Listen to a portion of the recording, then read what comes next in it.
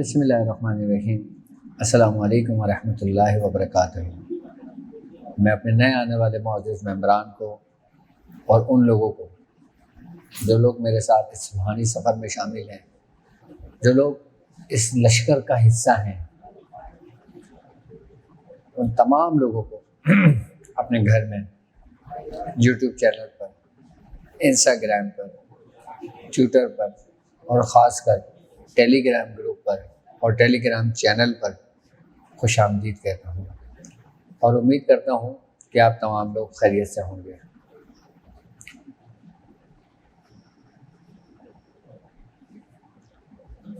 جو لوگ ہمارے سلسلے کے ساتھ جڑنا چاہتے ہیں، جو لوگ سورہ قریش کا لشکر کا حصہ بننا چاہتے ہیں، جو لوگ ہمارے ساتھ سفر شروع کرنا چاہتے ہیں، جو نئے لوگ ہیں، ان کو میری طرف سے اجازت ہے اور باقاعدہ ڈسکرپشن کے اندر ہمارے ٹیلی گرام گروپ کے لنکس موجود ہیں، ہمارے واٹس ایپ گروپ کے لنکس موجود ہیں، اس میں ہمارے نمبر موجود ہیں اور اس نمبر کے ذریعے آپ ہم سے رابطہ کر سکتے ہیں، اس نمبر کے ذریعے آپ ہمیں جوائن کر سکتے ہیں۔ لیکن ایک بات یاد رکھیے گا کہ میں نے اکثر دیکھا ہے، میں خود ویڈیوز کے نیچے کمنٹس چیک کرتا ہوں، میں دیکھتا ہوں کہ اس میں باقاعدہ لوگ اپنی بھی مارکیٹنگ کر رہے ہوتے ہیں، تو ایسے لوگوں پہ بھروسہ نہ کریں۔ جو لوگ کمنٹس کے اندر اپنے نمبر دیں یا اپنے لنکس دیں یا اپنی ویڈیوز دیں، ایسوں کا ہمارا کوئی تعلق نہیں ہے۔ اگر میری ہی پروفائل سے اگر کمنٹس کے اندر کوئی نمبر مینشن ہوتا ہے تو وہ میرا اپنا پرسنل نمبر ہوتا ہے، اس چیز کا خیال کریں۔ اس کے علاوہ اگر کوئی اور میسیج کرتا ہے آپ کو تو وہ سمجھ لیں کہ وہ ہماری طرف سے نہیں کیا جاتا۔ ہماری طرف سے کمنٹس کے اندر اگر آپ کو کوئی رپلائی کیا جاتا ہے تو وہ باقاعدہ طور پہ میری پروفائل شو ہوتی ہے، اس پہ لکھا ہوتا ہے ڈاکٹر عبدالواجد شاذلی، وہ بالکل ویلڈ ہے، وہ بالکل اتھینٹک ہے، آپ اسی کی اجازت آپ کے لیے قابل قبول ہے، وہی نمبر آپ لوگوں کے لیے ہے، وہی آپ کے مسائل اور ان کے حل کے لیے ہے۔ اس کے علاوہ اگر کوئی اور شخص کمنٹس کے اندر اپنے نمبر دیتا ہے تو آپ لوگ ان لوگوں سے رابطہ نہ کریں، اور اگر آپ لوگ رابطہ کریں گے تو یہ آپ کا اپنی ذاتی مسئلہ ہے، اس سے ہمارا کوئی تعلق نہیں کسی قسم کا۔ اور ایک بات کا خاص کر خیال رکھیں، جو لوگ ہمارے ساتھ جوائنڈ ہیں، جو لوگ ہمارے گروپ میں ہیں، اب کچھ لوگوں کی مجھے یہ بھی شکایت آئی ہیں، خاص کر کچھ لیڈیز کی اور کچھ جینٹس کی، کہ لوگ پرسنل میں سے رابطہ کرتے ہیں، تو آپ لوگ پرسنل میں بھی اس قسم سے کوئی ڈسکس نہ کیا کریں ایک دوسرے سے۔ اور اگر کسی کو کوئی تنگ اور کوئی پریشان کرتا ہے، کوئی آپ کو پرسنل میسیج کرتا ہے، تو آپ اسکرین شاٹ لے کر میسیج طاہر ندیم قادری صاحب کو گروپ میں دے دیں یا نویر کو گروپ میں دے دیں، یا پھر پرسنلی مجھے آپ واٹس ایپ کر دیں یا ٹیلی گرام کر دیں۔ یقیناً اس کو 100% اس شخص کو بلاک کر دیا جائے گا اور اس کو پھر گروپ سے نکال دیا جائے گا۔ اور کیونکہ یہ گروپ اور یہ سلسلہ شروع کرنے کا مقصد ہمارا صرف سلسلے کی تعلیمات اور ایک ایسا لشکر تیار کرنا ہے جو باطل کے خلاف کھڑا ہو، جو حق کی آواز بلند کرے، جو ہمارے بزرگوں کا راستہ ہے، جو ہمارے بزرگان دین کا راستہ ہے، جو ہمارے اولیاء کرام کا راستہ ہے۔ اللہ تبارک تعالیٰ ہمیں اس راستے پہ مضبوطی کے ساتھ استقامت دے اور ہماری غیب سے مدد فرمائے، آمین یا رب العالمین۔ مزید آپ لوگوں کی رہنمائی کے لیے باقاعدہ خود میرا اپنا ایک آفیشیلی چینل میں نے بنایا ہے ابھی، وظائف ود ڈاکٹر عبدالواجد شاذلی کے نام سے۔ یہ نیا چینل بنانے کا مقصد، اس چینل کے اوپر صرف اور صرف 2 سے 3 منٹ اور 4 منٹ کے کچھ ایسے وظائف میں آپ کو تعلیم کروں گا کہ جو آپ کے مسائل اور ان کے حل کے لیے ہوگا۔ اور جو بھی وظائف میں آپ کو تعلیم کروں گا، میں آپ کو پہلے اس وظائف کے بارے میں بتاؤں گا کہ اس وظائف کا تعلق کس خانوادے سے ہے، کس سلسلے سے ہے، اور اس وظائف کی اجازت ہمارے پاس کس سلاسل کے بزرگ سے آئی ہے اور کس سلاسل کے بزرگ اس اسم کے یا اس وظیفے کے صاحب دعوات رہے ہیں۔ میں جو آپ کو اجازتیں دوں گا وظائف کے اندر، یا جو میں آپ کو وظائف تعلیم کروں گا وہ سراسر ہمارے سلسلے کے اور تمام خانوادوں کے ہوں گے، اور میں تمام باقاعدہ آپ کو ان بزرگوں کے بارے میں بتاؤں گا کہ جن بزرگ سے وہ وظائف منسوب ہے۔ میں وہ وظائف نہیں بتاؤں گا جو مجموعہ وظائف کے اندر ہزاروں کی تعداد میں آپ کو مل جاتے ہیں، نہیں، میں وہ خاص وظیفہ آپ کو تعلیم کروں گا اس چینل پر کہ جس میں جو صاحب دعوات بزرگ ہوں گے میں ان کا خاص وظیفہ آپ لوگوں کو تعلیم کروں گا اجازت کے ساتھ۔ آپ وہ پڑھیے گا انشاءاللہ تعالیٰ، آپ پھر دیکھیں آپ کے مسائل کیسے حل ہوتے ہیں۔ اور دوسری بات، اس سلسلے کے اندر جو نیا چینلز میں نے وظائف وتھ ڈاکٹر عبدالواجد شاذلی کے نام سے بنایا ہے، اس کے اندر میں باقاعدہ آپ لوگوں کے لیے طبی نسخے جات لے کر آؤں گا، اور وہ نسخے لے کر آؤں گا آپ کے لیے، وہ فارمولیشن میں آپ کو دوں گا تمام امراض کے لیے۔ کبھی ہم جگر کے اوپر بات کر لیں گے، کبھی ہم اسٹمک کے اوپر بات کر لیں گے، کبھی لیور کے اوپر بات کر لیں گے، کبھی ہارٹ کے اوپر بات کر لیں گے، کبھی آسٹرائٹس کے اوپر، کبھی برین کے اوپر، مختلف بیماری مختلف ڈیزیز کے متعلق میں آپ کو اس میں نسخے بتاؤں گا، اور بالکل مختصر ہوں گے، اور اتنے مختصر ہوں گے کہ اگر آپ یورپ میں ہیں، جنوبی امریکہ میں ہیں، شمالی افریقہ میں ہیں، دنیا میں کہیں بھی آپ ہوں، آپ آسانی کے ساتھ آپ کو خود مل جائیں۔ اور میں کوشش یہ کروں گا کہ آپ کو وہ نسخے جات بتاؤں کہ جو آدھی رات کو بھی آپ اپنی کچن کے اندر جا کے نا وہ چیزیں نکال کر اور آپ اپنا علاج کر سکتے ہو۔ اب آدھی رات کو کسی کے پیٹ میں درد ہوتا ہے شدت سے، اب وہ کہاں جڑی بوٹیاں ڈھونڈتا پھرے گا بیچارہ، اب وہ کہاں میڈیکل اسٹور پہ دوائیں لینے کے لیے جائے گا۔ میں آپ کو ایسے اسی مقصد کے لیے یہی جو ٹوٹکے کہلاتے ہیں، جو مستند نسخے کہلاتے ہیں، جو ہمارے استعمال میں رہے ہیں، جو ہمارے خانوادے کے استعمال میں رہے ہیں، اور جو خاص کر میاں حضور کے اپنے ذاتی ٹوٹکے اور ذاتی نسخے جاتے ہیں، میں انشاءاللہ تعالیٰ اس میں ایک ایک کر کے آپ لوگوں سے شیئر کرتا رہوں گا، تاکہ آدھی رات کو بھی اگر کوئی پرابلمس ہو جاتی ہے، کوئی مسئلہ ہو جاتا ہے، تو آپ اپنے بیماری کا حل اپنے کچن سے ہی کر سکیں۔ اور اب لوگوں کو شدت سے بے چینی سے انتظار ہے۔ یقیناً میں نے ان کو ٹائم دیا تھا، ان سے کہا تھا کہ میں اپنی مصروف زندگی میں سے کچھ وقت دوسرے شہر والوں کے لیے بھی نکالوں گا۔ تو جس طرح ہمارا الحمدللہ فروری میں جو دورہ ہوا تھا پاکستان پہ، جو دورہ ہوا تھا اسلام آباد، لاہور اور فیصل آباد میں، تو الحمدللہ اللہ تعالیٰ نے اس میں کامیابی عطا فرمائی، اور ابھی بھی یقیناً کافی لوگ ہمارے پینڈنگ میں ہیں، جن لوگوں نے اپوائنٹمنٹ ابھی بک کرانی شروع کر دیے ہیں، اور انشاءاللہ تعالیٰ 13 اور 14 مارچ انشاءاللہ میرا اسلام آباد کا دورہ ہوگا۔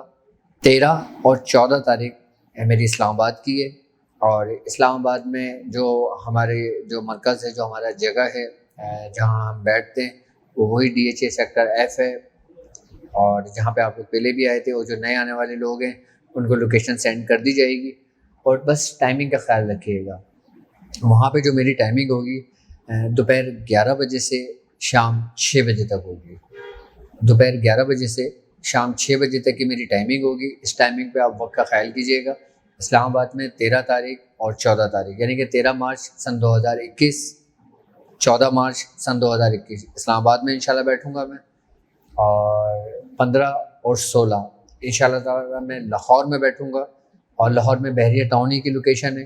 اصل میں بحریہ ٹاؤن میں ابھی ہم لوگ اپنی جگہ کا انتظام کر رہے ہیں، اور انشاءاللہ تعالیٰ جگہ کا انتظام تو کر لیا ہے، بس جا کے انشاءاللہ وہاں فائنل کریں گے۔ یہ سب کچھ آپ لوگوں کے لیے تو کیا ہے، اب ہر چیز میں یہ سمجھ لیں کہ اپنے پاس سے آپ لوگوں کے لیے کر رہا ہوں۔ وہاں پہ جگہ کا تعین بھی میں، جگہ کا انتخاب بھی، اور جگہ ہر چیز وہاں پہ جو اخراجات ہیں وہ سب میرے ذمے ہیں، میں خود کر رہا ہوں، صرف کس لیے کہ آپ لوگوں کے لیے، کہ آپ لوگوں کی رہنمائی کر سکوں، آپ لوگوں کے مسئلے مسائل اور ان کے حل کے لیے میں زیادہ سے زیادہ کوشش کر سکوں۔ 15 اور 16 انشاءاللہ تعالیٰ لاہور میں ہوگا، ٹھیک ہے، اور 17 تاریخ انشاءاللہ تعالیٰ اس دفعہ میں فیصل آباد میں بیٹھوں گا۔ تو فیصل آباد والوں آپ لوگ ریڈی ہو جاؤ کہ انشاءاللہ تعالیٰ پھر آپ لوگوں سے بہت جلد ملاقات ہوتی ہے میری۔ فیصل آباد مین سٹی کے اندر انشاءاللہ تعالیٰ ہم نے جگہ کا ارینج کیا ہے، اور انشاءاللہ اللہ نے چاہا تو پھر وہ جگہ ہماری ہمیشہ کے لیے رہے گی۔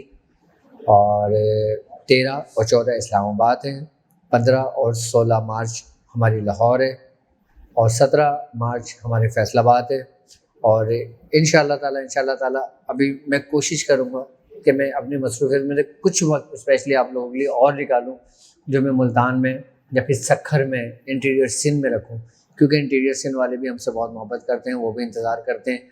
تو امید ہے کہ انشاءاللہ تعالیٰ اچھا ہاں جو سکھر میں رہنے والے لوگ ہوں وہ ہمارے پرسنلی کانٹیکٹ میں رابطہ کریں نبی صاحب سے اور طاہر ندیم قادری صاحب سے، تو انشاءاللہ تعالیٰ سکھر میں بھی پھر ہم اپنا ایک مرکز قائم کریں گے انشاءاللہ.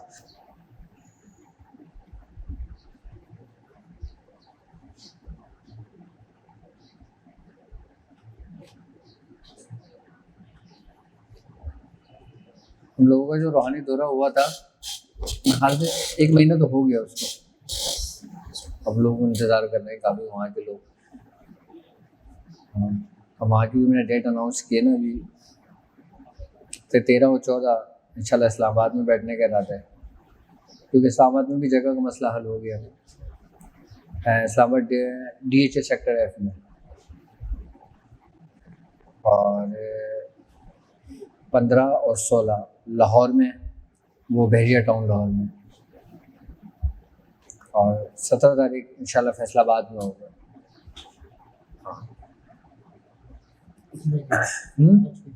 ہاں مارچ میں، ابھی نیکسٹ ویک. تو ہو سکتا ہے اب جو اتوار آئے اس پہ کلاس نہ ہو ہماری، کیونکہ میں وہاں اسلام آباد میں ہوں گا نا، کیونکہ وہاں پہ مفتی کبیر صاحب ہیں ہمارے پیر بھائی ہیں، انہوں نے وہاں محفل کا بھی انتظام رکھا ہے. وہ ہر مہینے محفل کرتے ہیں انتظام میں، اس کا اہتمام کیا ہے.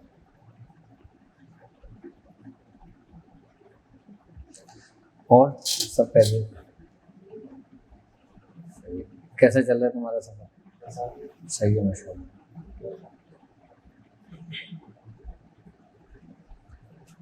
اور اس سفر کے متعلق کسی کے کوئی سوالات ہوں، کوئی معاملہ ہو تو وہ پوچھ سکتے ہیں. کس چیز کے؟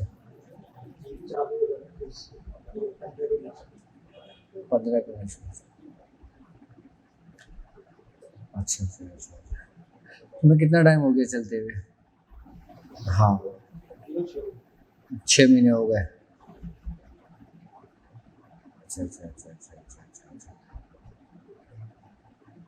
اچھا وہ لوگ جو لوگ میرے ساتھ اس سفر میں شامل ہیں، جن کو تقریباً 4-5 مہینے ہو گئے، پہلے تو مجھے یہ بتائیں آپ لوگ کہ اس 6 مہینے کے اندر جو اتنا سفر طے کیا ہے اس سے کیا فائدہ ہوا؟ اس 6 مہینے میں وقت ضائع کیا ہے یا پڑھا ہے خالی یا پریکٹس کی ہے؟ اس کا ہمیں کیا فائدہ ہوا ہے؟ ہمارے اندر کیا چینجنگ آئی ہے، کیا تبدیلیاں آئی ہیں؟ کیا اسی طرح آپ لوگوں نے پڑھا جس طرح ساری زندگی پڑھتے ہوئے آ رہے تھے، یا اسی طرح چل رہے ہیں جس طریقے سے پہلے چل رہے تھے؟ کیسا سفر چل رہا ہے؟ کیونکہ دیکھیں بات یہ ہوتی ہے کہ میں نہیں چاہتا کہ میرے ساتھ جو لوگ سفر کریں اور پھر ان کی مثال ایسی ہو جیسے کولو کے بیل کی ہوتی ہے، وہ سارا دن چلتا ہے، جب شام ہوتی ہے تو پھر وہ اپنی ہی جگہ پہ کھڑا ہوتا ہے. تو ایسے چلنے کا ہمارا کوئی فائدہ نہیں ہوتا. اگر ہم صرف ثواب کی نیت سے پڑھ رہے ہیں تو الحمدللہ ثواب تو ہمیں مل رہا ہے، لیکن اگر ہم کسی خاص مقصد کے لیے پڑھ رہے ہیں تو اس پڑھنے میں ہمارے اندر کیا تبدیلیاں آئی ہیں، کیا چینجنگ آئی ہے، ہمارے ساتھ کیا کیفیت ہوئی ہے، کیا فیلنگس ہوئی ہے. اور جبکہ ہر چیز کے میں نے باقاعدہ اس چیز کو ایکسپلین کیا ہے، سمجھایا ہے. اب یہ دیکھیں میاں حضور بھی اگر کسی چیز کو اگر شروع کرتے ہیں نا تو ایک چیز کو لے کے شروع کرتے ہیں. ان کا ایک چیز کو شروع کرنے کا مقصد یہ ہوتا ہے کہ آپ کا سارا ذہن جو نا صرف ایک چیز پہ فوکس ہو جائے. پڑھنا ہی ہمیں سب کچھ نہیں ہے. ایک ہوتا ہے پڑھنا، ایک ہوتا ہے سمجھنا. میں اپنی ہر ویڈیو میں آپ لوگوں سے کیا کہتا ہوں کہ آپ لوگ سمجھا کریں. ابھی 6 مہینے اس سفر کو ہو گئے نا، اس 6 مہینے میں کیا تبدیلی آئی ہیں؟ اچھا اب کچھ لوگوں کے یہ سوالات ہوتے ہیں کہ اب ہم سفر تو طے کر رہے ہیں لیکن اب ہم سے جو نا 1900 کی تعداد میں کچھ پرابلمس ہو رہی ہیں. اچھا وہ پرابلم کیا ہو رہی ہیں کہ ہمیں اکتاہٹ ہوتی ہے، پڑھا نہیں جاتا، زبان موٹی ہو جاتی ہے. ہمیں نارملی 3-4 گھنٹے لگتے تھے، اب 6-7 گھنٹے لگتے ہیں. کیوں؟ اس کی کیا وجہ ہے؟ کیا ہم توجہ سے نہیں پڑھ رہے؟ کیا ہمارے پڑھنے میں کوئی خامی ہے؟ کیا ہمیں توجہ کی ضرورت ہے؟ ہمیں کس چیز کی ضرورت ہے؟ ہمیں کیا کرنا چاہیے؟ بھائی کبھی کبھی آپ کے ساتھ ایک ایسی کیفیت ہوتی ہے کہ آپ نارملی 120 مرتبہ سورہ مزمل 2 گھنٹے میں پڑھ لیتے ہو، ٹھیک ہے. کبھی ایسی کیفیت آپ کی ہوتی ہے کہ آپ کو 3 گھنٹے میں بھی نہیں پڑھا جاتا. وہ کیا کیفیت ہوتی ہے؟ وہ کیا فیلنگز ہوتی ہے؟ اس کنڈیشن کو کیا کہتے ہیں؟ کیا یہ صحیح ہے یا یہ غلط ہے؟ ہمارے ساتھ جب ایسی کیفیت ہوتی ہے نا تو ہم کامیابی کے بہت قریب تر ہوتے ہیں. جب ہماری زبان موٹی ہونے لگتی ہے، یا ہم سے پڑھا نہیں جا رہا ہوتا، یا ہمارے اندر خیالات فاسدہ اپنے اندر عروج کو پہنچتے ہیں، شیطان تو آپ کے ساتھ ہے نا، آپ کے خون میں شامل ہے، وہ آپ کو کبھی بھی ترقی نہیں کرتے دیکھے گا، وہ کبھی بھی نہیں چاہے گا کہ آپ ترقی کریں. جب آپ کامیابی کی طرف پہنچیں گے نا، وہ آپ کے اندر خیالات و وسوسہ پیدا کر دے گا، یا ایسی کیفیت آپ کے اندر پیدا کر دے گا کہ آپ کو سفر چلنا مشکل ہو جائے گا. اب آپ کیا سمجھتے ہیں کہ کیا مجھے رجعت ہو گئی ہے؟ کیا مجھے توجہ نہیں ہو رہی ہے؟ کیا میرا دل اس سے اکتا رہا ہے، یا دل کر رہا ہے میں اس کو چھوڑ دوں؟ آپ شیطان آپ کو نا جب سفر شروع کرو گے نا، وہ کبھی بھی نہیں روکے گا آپ کو. آئی بات سمجھ میں؟ لیکن جب آپ اس سفر پہ نکلو گے نا، اور جب آپ صحیح سمت جا رہے ہوگے، پھر وہ آپ کو پیچھے سے روکنے کی کوشش کرے گا. جب آپ چل پڑو گے، ہم جب کسی کامیابی کی طرف پہنچتے ہیں نا، اس وقت ہمیں روکنے کی کوشش ہوتی ہے. تو یہ ہمارے اندر ایک اچھی کیفیت ہوتی ہے، ایک اچھی فیلنگ ہوتی ہے، ہمیں اس میں رکنا نہیں چاہیے. اچھا، جب کبھی ایسی کیفیت ہو نا، آپ اپنا سبق جو پڑھ رہے ہیں وہ پڑھتے رہیں. آئی بس سمجھ میں؟ پھر آپ تصور میں جو نا اپنے شیخ کا تصور کر لیں. آئی بس سمجھ میں؟ اپنے شیخ کا تصور کرنے سے آپ کو کیا فائدہ ہوگا؟ کہتے ہیں کہ جب آپ اپنے شیخ سے محبت رکھتے ہو نا، تو آپ اس کے حسن میں جب غرق ہو جاتے ہو نا، تو سارے خیالات نکل جاتے ہیں. انسان جب کسی چیز میں محو ہو جاتا ہے، گم ہو جاتا ہے، تو وہ پورا خالی ہونے شروع ہو جاتا ہے. شیطان کا وار یہاں نہیں چلتا، باقی ہر جگہ چلتا ہے.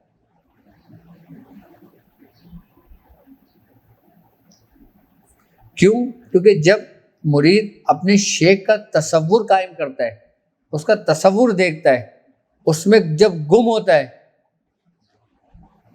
تو شیطان وہاں سے اس کو رستے کو ترک کرنے شروع کر دیتا ہے، کیونکہ اس کا زور اس پہ نہیں چلتا. کیوں؟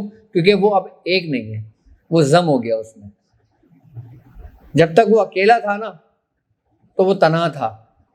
جب وہ اس کے عکس میں، اس کے تصور میں جب وہ گم ہوا، تو وہ اس میں ضم ہو گیا. اب وہ شیطان اس کو کہاں ڈھونڈے گا؟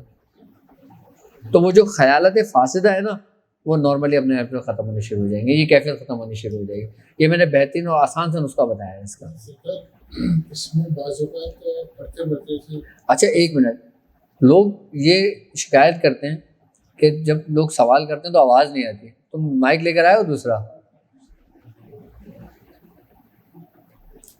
کیونکہ لوگوں کو نہیں مل پاتے، جواب نہیں مل پاتے کہ سوال کیا ہوا ہے، وہ جواب کیا مل رہا ہے اس کا. آپ بولیں، کیا بولے؟ بعض اوقات تصور میں جب ہم تصور شیخ میں آتے ہیں تو بعض اوقات نیند کا غلبہ آ جاتا ہے، بعض اوقات تعداد بھول جاتی ہے. اس پہ کیا کہتے ہیں؟ دیکھیں، ایک بات یاد رکھیے گا، ہم نے جو ابتدائی میں پریکٹس کرائی ہے، وہ کیوں کرائی تھی؟ وہ اسی ہی لیے کرائی تھی کہ پریکٹس کے اوپر ہمیں اس پہ کمانڈ حاصل ہو جائے. اب ہم ڈاٹ لگا کے جو ہم آدھے گھنٹے 1 گھنٹے بیٹھتے رہے 6 مہینے سے، اس کی وجہ کیا تھی؟ اس کی وجہ یہ تھی کہ ہمیں اس پہ کنٹرول ہو جائے. جب ہمیں اس پہ کنٹرول ہو جائے گا، نہ تو ہم تعداد بھولیں گے، نہ وہ تصور گم ہوگا. یہ سوال سفر میں 2 مہینے 2 مہینے اس سے پہلے میں کیا اگر یہ کیفیت اپنے اندر ہے تو سب سے بہترین طریقہ یہی ہے کہ آپ پڑھنے سے پہلے اپنے آپ کو گم کریں، آنکھ بند کر کے. اچھا ایک بات یاد رکھنا کہ یہ کام کرنا ہے پڑھائی کرنے سے پہلے، کچھ نہیں پڑھنا. پڑھنے سے پہلے آپ 10 سے 15 منٹ اپنے آپ کو دے دیں. ٹھیک ہے، کرنا آپ نے یہ کہ ہم جیسا تصور قائم کرتے ہیں نا، ہمارے اندر بھی اس جیسے سمٹمس پیدا ہونے لگتے ہیں. کیونکہ ہم جب تصور قائم کر رہے ہوتے ہیں نا تو ہمارا دماغ اس کو ایکسیپٹ کر رہا ہوتا ہے. جب ہمارا دماغ اس کو ایکسیپٹ کر رہا ہوتا ہے نا تو ہمارے دماغ کے اندر وہ خلیات جو اسٹرکچر بناتے ہیں اور وہ ہمارے ذریعے، ہمارے اعمال کے ذریعے پھر وہ اس کو باہر کی طرف لے کر آتے ہیں، ایک پورا حوالہ پیش کرتے ہیں. تو ہمارے دماغ کے اندر وہ پروسیس چلتا ہے جو ہم تصور کے ذریعے وہ کام کر رہے ہوتے ہیں. اب ہم نے تصور کرا اپنے شیخ کا، سمجھنا میری بات. اب میں اس کی ابتدا اور اس کی انتہا بتا رہا ہوں. ہم نے سب سے پہلے تصور کرا اپنے شیخ کا، ہم نے اس کی امیجن کرے اور پھر ہم اس کے تسمے گم ہو کے بیٹھ گئے. کبھی رہا کبھی ہٹ گیا، کبھی رہا کبھی ہٹ گیا، کبھی بالکل بلینک ہو گیا. یہ تو ابتدائی دور میں ہوتا ہے. اچھا تصور ایک دم قائم نہیں ہوتا. وہ کہتا ہے کہ دل ڈھونڈتا ہے پھر وہی فرصت کے رات دن، بیٹھے ہیں تصور جانا کیے ہوئے. اچھا یہ ہمیں ایک دم نہیں ہوتا. ایسا ہوتا ہے کہ ہم نے چلتے پھرتے اٹھتے فارغ بیٹھے ہوئے ہم نے آنکھ بند کر کے تصور کرنے شروع کر دیا. جب ہم اس کو اپنے زندگی کے معمول میں پریکٹس میں لے کر آئیں گے نا، آہستہ آہستہ آہستہ آہستہ آہستہ وہ ہمارے اندر پختگی آنے لگی ہے. کیونکہ جب ہم کسی کام کو اپنی فطرت بنا لیتے ہیں، اپنی عادت بنا لیتے ہیں نا، پھر وہ کام ہمیں کرنا نہیں پڑتا، پھر وہ ہماری عادت بن جاتا ہے. اب ہم نماز کے لیے صرف 5 وقت کی جاتے ہیں، اس کے بعد ہم بھول جاتے ہیں سب کچھ. ایسا ہی ہے نا. لیکن اب آپ جب کبھی فارغ ہوئے، آپ نے آنکھ بند کر کے اللہ کا تصور کرنا شروع کر دیا، تو آپ کے اندر کیا کیفیت پیدا ہوگی؟ وہی کیفیت پیدا ہوگی جو آپ، اچھا یہ آپ کی عادت بھی بن جائے گی. جب یہ تو ہم پریکٹس کرنا شروع کریں. جو نئے لوگ ہیں یا جن کو 2-3 مہینے ہوئے ہیں، وہ چلتے پھرتے اٹھتے بیٹھتے جب فارغ ہوں تب تصور کر کے نا اپنے اندر ایک امیجن بنانے شروع کر دیں، ایک تصور قائم کرنا شروع کر دیں. فائدہ یہ ہوگا کہ جب ہم پریکٹس کرتے رہیں گے نا، جب ہماری عادت بن جائے گی، ہمارا دماغ اس کو ایکسیپٹ کر لے گا. اچھا ہمارا دماغ ہمیشہ ایک بات یاد رکھنا، اس چیز کو ایکسیپٹ کرتا ہے جس کو ہم دماغ کو عادت ڈالتے ہیں. ہم دماغ کو جیسی عادت ڈالیں گے نا، پھر وہ اسی چیز کو ویسے ہی ایکسیپٹ کرے گا. اب آپ پڑھائی کرتے ہو 24 گھنٹے میں صرف 2 گھنٹے، باقی 22 گھنٹے آپ غافل رہتے ہو اس سے، تو آپ کا پڑھنے کا کوئی فائدہ ہوگا؟ یہ چیز میں آپ لوگوں سے پوچھ رہا ہوں، 6 مہینے میں کیا آپ نے ایسا ضائع تو نہیں کیا؟ چل رہے ہو، پڑھ رہے ہو، سب کچھ کر رہے ہو، اچھی بات ہے. لیکن 2 گھنٹے کے علاوہ 22 گھنٹوں میں تم نے کیا کیا؟ بھائی ایک شاعر کہتا ہے نا، محو تسبیح ہی تو سب ہے مگر ادراک کہاں، زندگی خود ہی عبادت ہے مگر ہوش نہیں. زندگی خود ہی عبادت ہے مگر ہوش نہیں. اب آپ صرف تسبیح تو لے کے بیٹھ گئے ہو، آپ کو اس کا ادراک نہیں ہے. اچھا ادراک ہمیں کب ہوگا؟ کہ جب ہم اس میں گم ہو جائیں گے. اب ہم کیا دنیاوی کام سارے چھوڑ دیں، بیوی بچوں کو چھوڑ دیں؟ نہیں، ایسا بھی نہیں ہے. آپ دنیا میں رہ کر ہی اپنے معاملات میں گم رہو. کیوں؟ کیونکہ بڑے بزرگ فرماتے ہیں کہ انسان تنہا ہو کر بھی تنہا نہیں ہوتا، انسان بڑی محفل میں بھی تنہا ہوتا ہے. وہ جو آپ کی جو 22 گھنٹے ہیں نا، اس 22 گھنٹوں میں آپ نے کیا کیا ہے؟ صرف 2 گھنٹے سورہ قریش آپ نے 1100 بار پڑھنی ہے، صرف 3 گھنٹے آپ نے 1900 بار سورہ قریش پڑھنی ہے. اس کے بعد آپ کے جو 16, 17, 18, 20 گھنٹے وہ کہاں گئے؟ وہ آپ نے دوسری چیزوں میں صرف کیے. پھر پڑھائی کا ٹائم آیا، پھر آپ پڑھنے بیٹھ گئے. تو دماغ کو ایکسیپٹ کرنے میں ٹائم لگے گا، تصور قائم ہونے میں ٹائم لگے گا. اور جب آپ اپنی عادت بنا لیں گے اور جب دماغ کو بھی عادت پڑ جائے گی نا، پھر آپ جب بیٹھو گے نا، دماغ فوراً وہ تصویر لا کے سامنے کھڑا کر دے گا. ہم اپنی عادت بنائیں گے نا، جب ہم اپنی عادت بنا لیں گے تو دماغ، ہم جب سوچیں گے دماغ کو پیغام دیں گے، دماغ فوراً وہ چیز سامنے لا کے ہمارے پیش کر دے گا. جب وہ ہمارے سامنے ہوگی پھر ہم اس میں گم ہو جائیں گے. تصور کی قوت کی اہمیت پتہ ہے آپ کو کیا ہے؟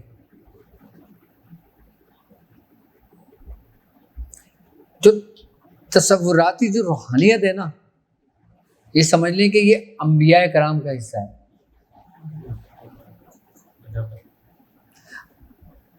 آصف بن برقیہ رحمۃ اللہ علیہ السلام، آصف بن برقیہ جو وزیر تھے،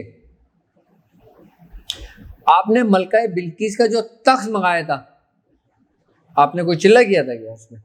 آپ نے کوئی پڑھائیاں کہ نہیں دی کیا کرا تھا آپ نے؟ وہی تصورات تھے نا. تو اصل میں اگر جب کچھ بھی نہیں تھا نا، کیا صرف تصور تھا. یہ اعمال تو بعد میں آئے نا، اعمال خیر اور شر تو بعد میں آئے نا. اعمال خیر اور شر سے پہلے کیا تھا؟ کس کا تھا؟ ہو کا. جب کچھ نہیں تھا تو ہو کا عالم تھا نا. جس قوم کو اللہ رب العزت نے غرق کرنے کا حکم دیا تھا جبرائیل علیہ السلام کو، اس قوم کے اندر جو طاقت جو تھی، اس قوم نے جو ترقی کری تھی، وہ کس بنیاد پہ کی تھی؟ کیا جادو سے کی تھی یا سائنسی وجوہات پہ کی تھی؟ کس پہ کی تھی؟ تصور کے. اصل تصرف ہی ہمارے اندر سب کچھ ہے. قوت ارادی کیا ہے؟ امیجنیشن. یہی قوت ارادی، یہی پاور، یہی قوتیں ہیں جو ہمارے اپنے اندر خیر کی طرف ہمیں لے جاتی ہیں، جو ہمارے اپنے اندر شر کی طرف ہمیں لے جاتی ہیں. خیر کی طرف چلے جاتی ہیں تو یہ اولیاء کرام کا راستہ ہے، شر کی طرف چلے جاتی ہیں تو یہ شیطان کا راستہ ہے. یہ دریا ہے ہمارے اپنے اندر ہی، تصور ہے ہمارے اپنے اندر ہی. اب یہ سرکار غوث پاک نے اس کے بارے میں بڑا تفصیلی سمجھایا ہے. تذکرہ غوثیہ میں موجود ہے باقاعدہ آپ کی دوسری کتابوں کے اندر آپ نے باقاعدہ آپ نے فرمایا کہ مرید کی اب ایک اپنی زمین ہے، اس پہ وہ کاشتکاری کرتا ہے.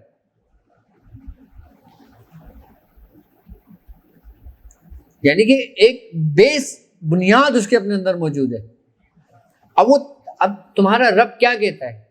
تم نے اپنے رب کو دیکھا ہے لیکن سنا ہے. کس سے؟ انبیاء کرام سے، اولیاء کرام سے، اپنے بزرگان دین سے، اپنے ماں باپ سے، اپنے استادوں سے.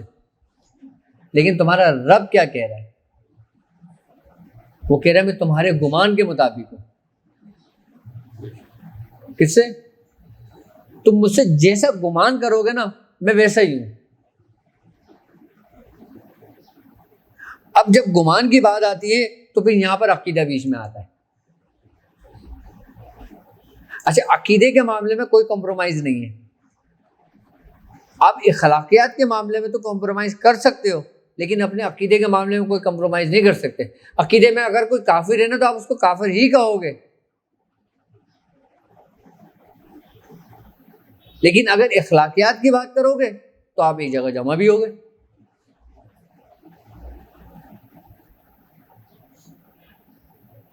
وہ تمہارے گمان کے مطابق ہے.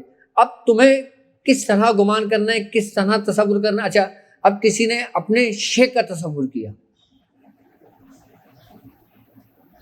کسی نے اپنا. اب اکثر آپ بزرگان دین کے کلام اٹھا کے پڑھ لو، ان میں کلام کچھ ایسا ہے کہ جس کے ظاہری معنی اگر کوئی مولوی آزاد سنے تو وہ فتوے لگائے، لیکن جو رائٹ ہے شریعت کہتی ہے فتویٰ ہے، اس میں بنتا ہے فتویٰ. جی، لیکن اس شاعر نے اگر وہ ایسی کوئی بات کہی ہے تو کیوں کہی ہے؟ کیونکہ اس نے اپنے اندر وہ چیز دیکھی ہے نا. جب وہ اپنی منزل پہ پہنچا تو اس نے اسی کو کھڑے ہوئے دیکھا ہے. منصور نے کیا کہا تھا؟ انا حق کہا تھا نا.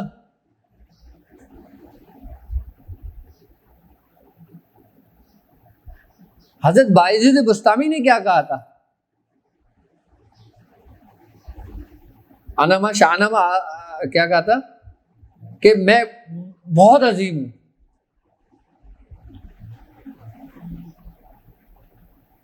حضرت سیدنا شیخ عبد القادر جیلانی رحمۃ اللہ علیہ نے کیا کہا تھا کہ انا قادر، کہ میں ہی قدرت والا ہوں.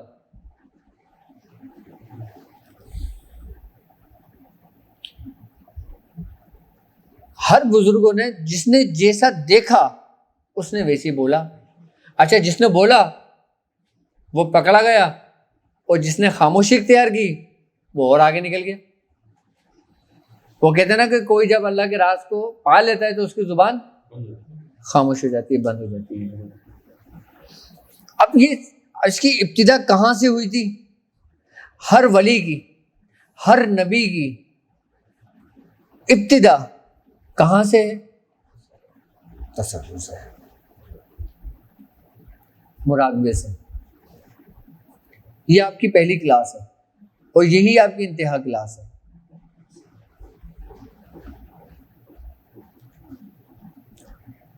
اب یہ ڈاٹ والی جو پریکٹس ہے یہ کیا ہے؟ یہ ایک تصور ہی تو کر رہے ہو نا تم. ابھی تم ڈاٹ پر ہو، ڈاٹ سے آگے بڑھ رہے ہو، پھر ڈاٹ سے آگے نکلو گے، لیکن پہلے ڈاٹ کے اندر تو کامل ہو جاؤ.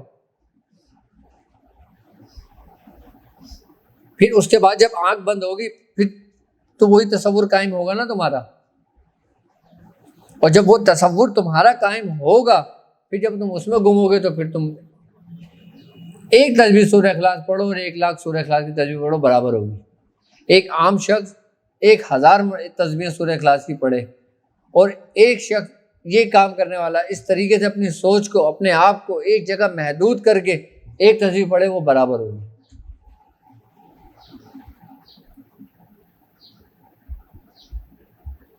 حدیث میں ہے نا کہ عالم کی 2 رکعت نماز نفل جاہل کی 100 رکعت نماز نفل سے بہتر ہے.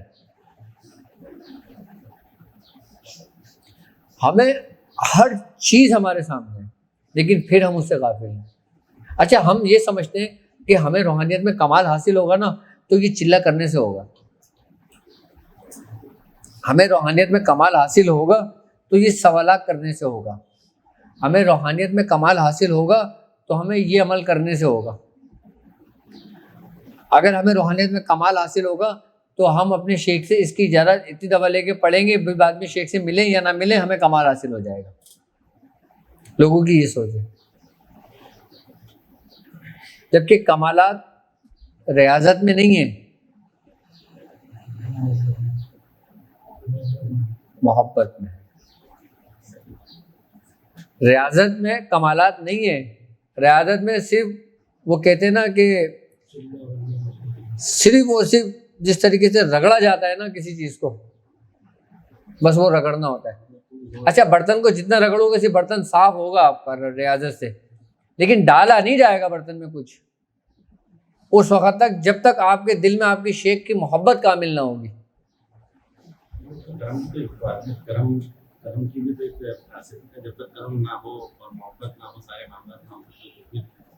نہیں دیکھو بات یہ ہوتی ہے کہ آپ کوشش کرو گے تو کرم ہوگا نا، آپ نقل کرو گے تو اصل پہ جاؤ گے نا.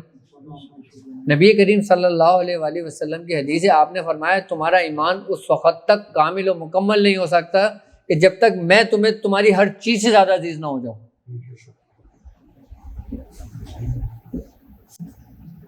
آپ کا فرمان ہے نا.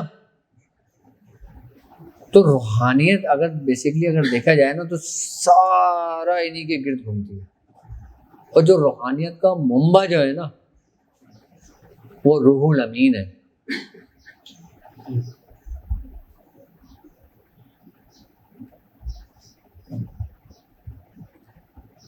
اگر ہم سلوک کی بات کرتے ہیں نا تو ہم نے سلوک کو ایک اس طرح کر کے پیش کیا ہوا ہے کہ جیسے کہ ایک ایسا رستہ ہے جس پہ چلنا بہت مشکل ہے، بہت کٹھن ہے. ایسا ہی ہے نا کہ اگر سلوک کی بات آتی ہے، تصوف کی بات آتی ہے تو ہمارے دل میں کیا آتا ہے کہ یار یہ بہت مشکل رستہ ہے، بہت کٹھن رستہ ہے. سلوک کو اگر دیکھا جائے نا تو ہر سالک کا سلوک الگ ہے.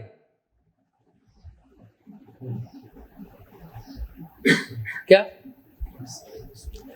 ہر سالک کا سلوک الگ ہے، بالکل الگ ہے. اگر دنیا میں 1 ارب لوگوں نے سلوک طے کیا ہے تو 1 ارب لوگوں نے الگ الگ طریقوں سے کیا ہوگا.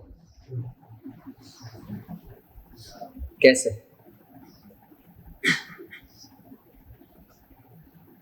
آپ نے تو صرف یہی چیزیں سنی ہے نا کہ بھائی سلوک کی 99 منزل ہیں، 100 منزل ہیں، 99 منزل ہیں، اور جو 1 منزل ہے وہ تمہارا رب ہے.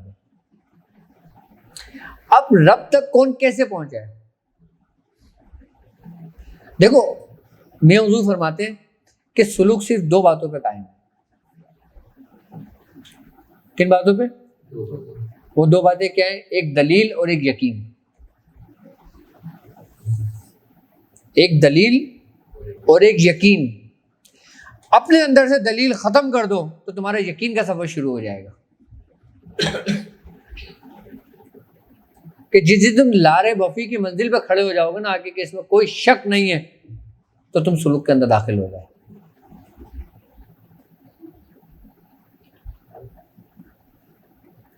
یقین کا سفر کب شروع ہوتا ہے ہمارا؟ جب دلیل ختم ہو جاتی ہے. اب بتاؤ دلیل کس نے ختم کری؟ یہاں تو سب سے پہلے ہی دلیل مانگتے ہیں کہ بھائی اس کی دلیل کیا ہے. تو تم اپنے رب کو بے دلیل کیوں نہیں مانتے ہو؟ تو تم اس کے رستے کو بے دلیل کیوں نہیں جانتے ہو؟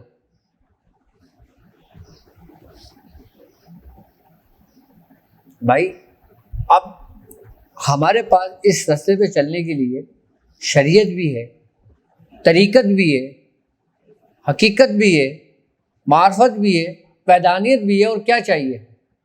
لیکن یہ ہے کیا؟ یہ ہمیں سمجھ سے باہر ہے ہمارے.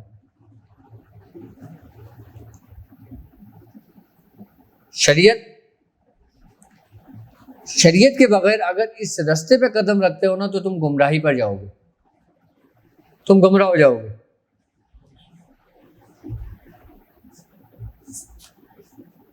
کیونکہ شریعت جو ہے نا لفظ شرع سے، جس کے معنی احکام الہی کے ہیں. طریقت جو ہے نا وہ سرکار دو عالم صلی اللہ علیہ وآلہ وسلم کا رستہ ہے، آپ کا طریق ہے، آپ کا طریقہ کار تھا زندگی کا. اچھا شریعت اور طریقت، جب انسان شریعت پہ عمل کرتا ہے نا پھر وہ طریقت کے رستے پہ قدم رکھتا ہے. جب وہ طریقت پہ چل پڑتا ہے تو شریعت اور طریقت جب ایک ہو جاتے ہیں نا تو اس سے جو اس کو فائدہ ہوتا ہے نا وہ معرفت ہوتی ہے. یعنی کہ شریعت اور طریقت، ان سے جو آپ کو فائدہ ہوتا ہے، فائدہ کیا ہوتا ہے؟ آپ کے اندر جو روحانیت پیدا ہوتی ہے، آپ جو دین کے رستے پر آ جاتے ہو، آپ جو برائی کو ترک کر دیتے ہو، برائی کو چھوڑ دیتے ہو، اپنی نگاہوں کو نیچے کر لیتے ہو، اپنے اندر حیا پیدا کر لیتے ہو، اپنے اندر شیخ کی محبت پیدا کر لیتے ہو. جو اس سے جو آپ کو فائدے ہوں گے نا وہ اس کی معرفت ہوگی. یہ معرفت ہے. اب ہر بندے کی معرفت بالکل الگ ہے. تمہاری معرفت وہ نہیں ہوگی جو ان کی تھی، ان کو جو معرفت عطا ہوگی وہ ان کی تھی، وہ ان کی نہیں ہوگی. معرفت بھی الگ الگ ہے.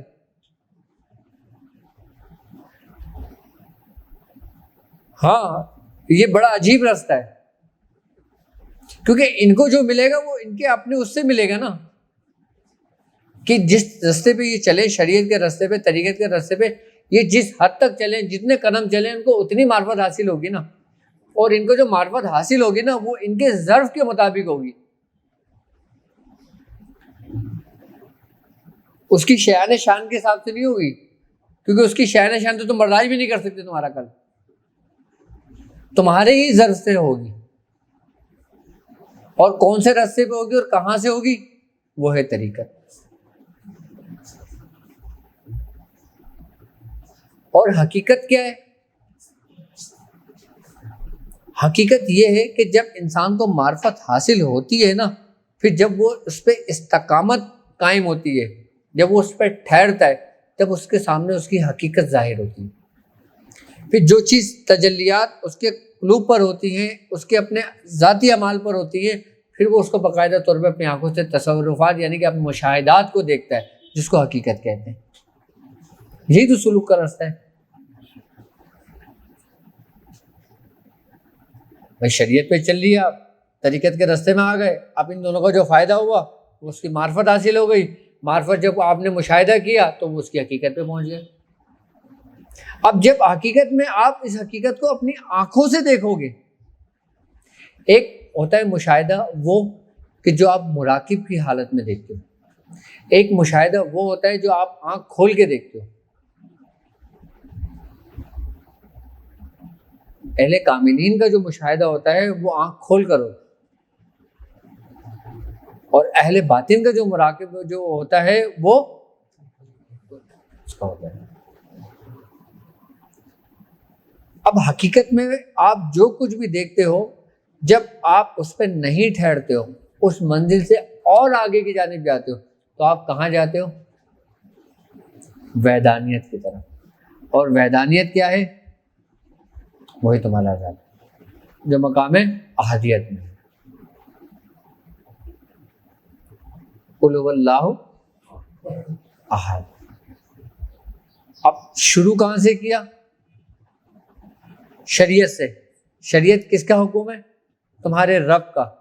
تمہارے رب کے نام سے تمہارا سلوک شروع ہوتا ہے اور اختتام کہاں پر ہوتا ہے؟ اللہ پہ، عادیت پہ. مقام عادیت کو سمجھ لینا ہی تو اس کے وہ ہے. اب اس دوران کا جو سفر ہے اس پہ تمہارے رب نے پورا کا پورا اختیار تمہیں دے دیا. ہاں، پورا اختیار تمہیں دے دیا اور شیطان کو کہہ دیا کہ جو میرے بندے ہیں نا اس پہ تیرا زور نہیں چلے گا.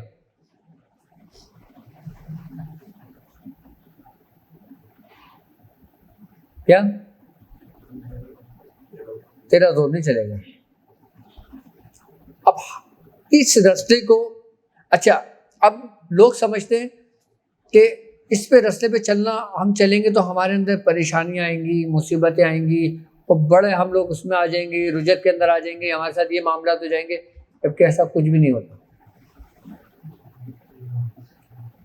تمہارے اندر سے شیخ جو نا سب سے پہلے دنیا کی محبت کو نکالتا ہے. ہمارا سب سے بڑا فساد جو ہے نا، جس کو ہم خیالات فاسدہ کی ماں کہتے ہیں، جڑ کہتے ہیں اس کو، وہ دنیا کی محبت ہے. تم اپنے اندر سے دنیا کی محبت نکال دو، کیا دنیا کی محبت کو نکال دو، پھر تم کامل ہو جاؤ گے. دنیا کی محبت سے نکالا یہ نہیں کہ دنیا کی آسائشوں کو ختم کر دیا، بیوی بچوں کو چھوڑ دیا، یہ کر دیا وہ کر دیا. نہیں، یہ بھی دنیا نہیں.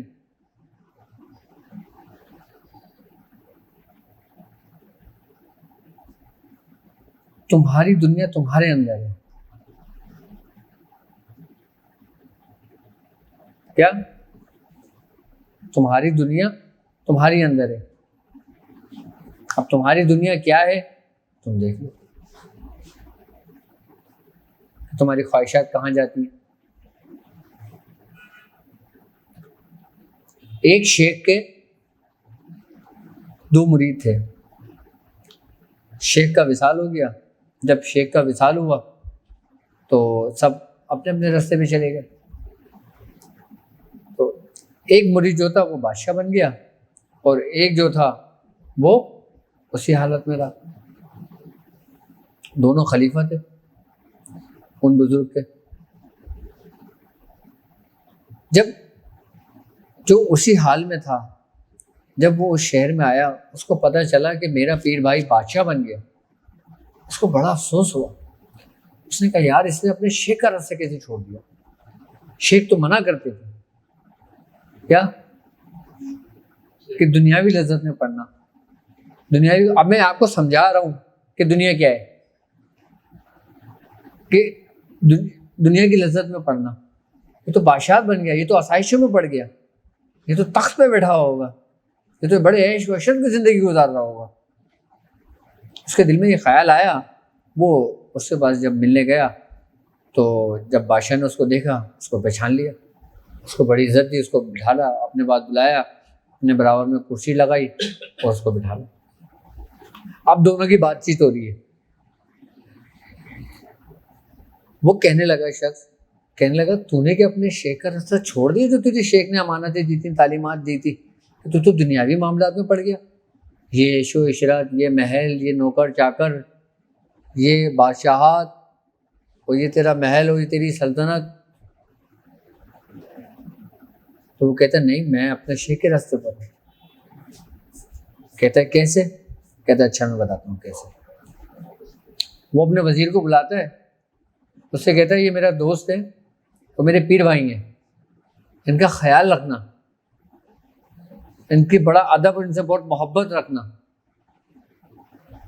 یہ آج رات ہمارے مہمان ہیں، کل ہمارے یہاں میلہ شروع ہو رہا ہے، باقی ہم کل بات کریں گے. اب وہ بھی خوش ہو جاتا ہے کہ بھائی مجھے بڑی عزت ملی ہے. اور جب دوسرے دن دربار لگتا ہے تو بادشاہ اپنے جو پیر بھائی ہوتا ہے اس کو بلاتا ہے اور اپنے وزیر کو بلاتا ہے، کہتا ہے کہ ایک پیالے میں دودھ بھر کے لاؤ. ایک پیالے میں دودھ بھر دیا جاتا ہے اور اس کے دودھ کا پیالہ اس کو دے دیتا ہے اپنے پیر بھائی کو. کہتا ہے ان کو ہاتھی پہ بٹھا لو. بادشاہ حکم دیتا ہے ان کو ہاتھی پہ بٹھا لو اور ان کو میلہ دکھاؤ. تو اس کا پیر بھائی بولتا ہے میلہ تو میں دیکھ لوں گا، لیکن یہ دودھ کا پیالہ دینے کی کیا ضرورت ہے؟ آپ نے فرمایا کہ اگر دودھ چھل گئے تو اس کا سر قلم کر دینا. کیا دودھ چھل کے نیچے گرے اس کا سر قلم کر دینا، اور لے جاؤ یہ میرا حکم ہے، میرا حکم نامہ جاری ہو گیا. اب وہ جو پیر بھائی تھا وہ کہتا ہے ابھی تو اتنی محبت دکھایا تھا، ابھی ظالم و جلاد بن گیا، یہ تو میرا سر قلم کر دے گا. اب جی وہ میلے میں چلے گا، اب اس کی نظر دودھ کے پیالے پہ. اب پورے میلے کے اندر اس کو گھمایا. جب شام ہوئی واپس آیا، اس نے دودھ کا پیالہ خود اتر کے نیچے آیا، دودھ کا پیالہ اپنے ہاتھ سے لیا، کہا آپ میرے پیر بھائی نے پھر عزت دینی شروع کر دیا. اس نے کہا حضور یہ تو بتائیں میلہ کیسا تھا؟ کہہ رہا بھاڑ میں جائے میلہ ویلہ، میری جان اٹکی ہوئی تھی کہ دودھ کا پیالہ نہ چھلک گیا. تو اس نے کہا میری بھی جان ایسی ہی اٹکی ہوئی ہے اس پوری آسائشوں میں، کہ مجھے پتا ہے کہ اگر میرا بھی پیالہ چھلکا تو میرا بھی سر قلم ہو جائے گا. یہ صرف دکھاوا ہے،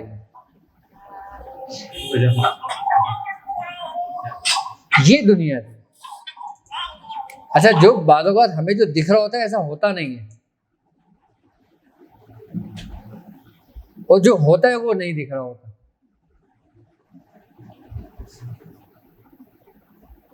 تو کہاں سے ابتدا ہوئی اور اس کی انتہا اسی مقام پر آ گئی. اب سورہ قریش کے ہم نے پڑھنے کے بھی طریقے سمجھائے، اس کے کام کرنے کے بھی طریقے سمجھائے، 15 کے نشر کے بھی طریقے سمجھائے. اور کون سے طریقے سے کہہ رہے تھے؟ جادو کو تھوڑے کتنے طریقے بتائے تمہیں؟ میں تو بہت طریقے کار ہے.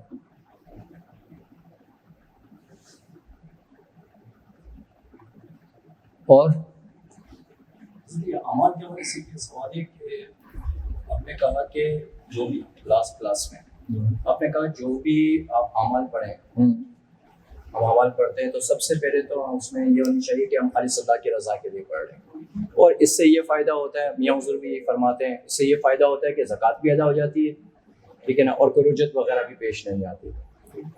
اب ہم نے تو اللہ کی رضا کے لیے پڑھا اور ہم اس کے عامل بھی بن گئے ایک عمل کے.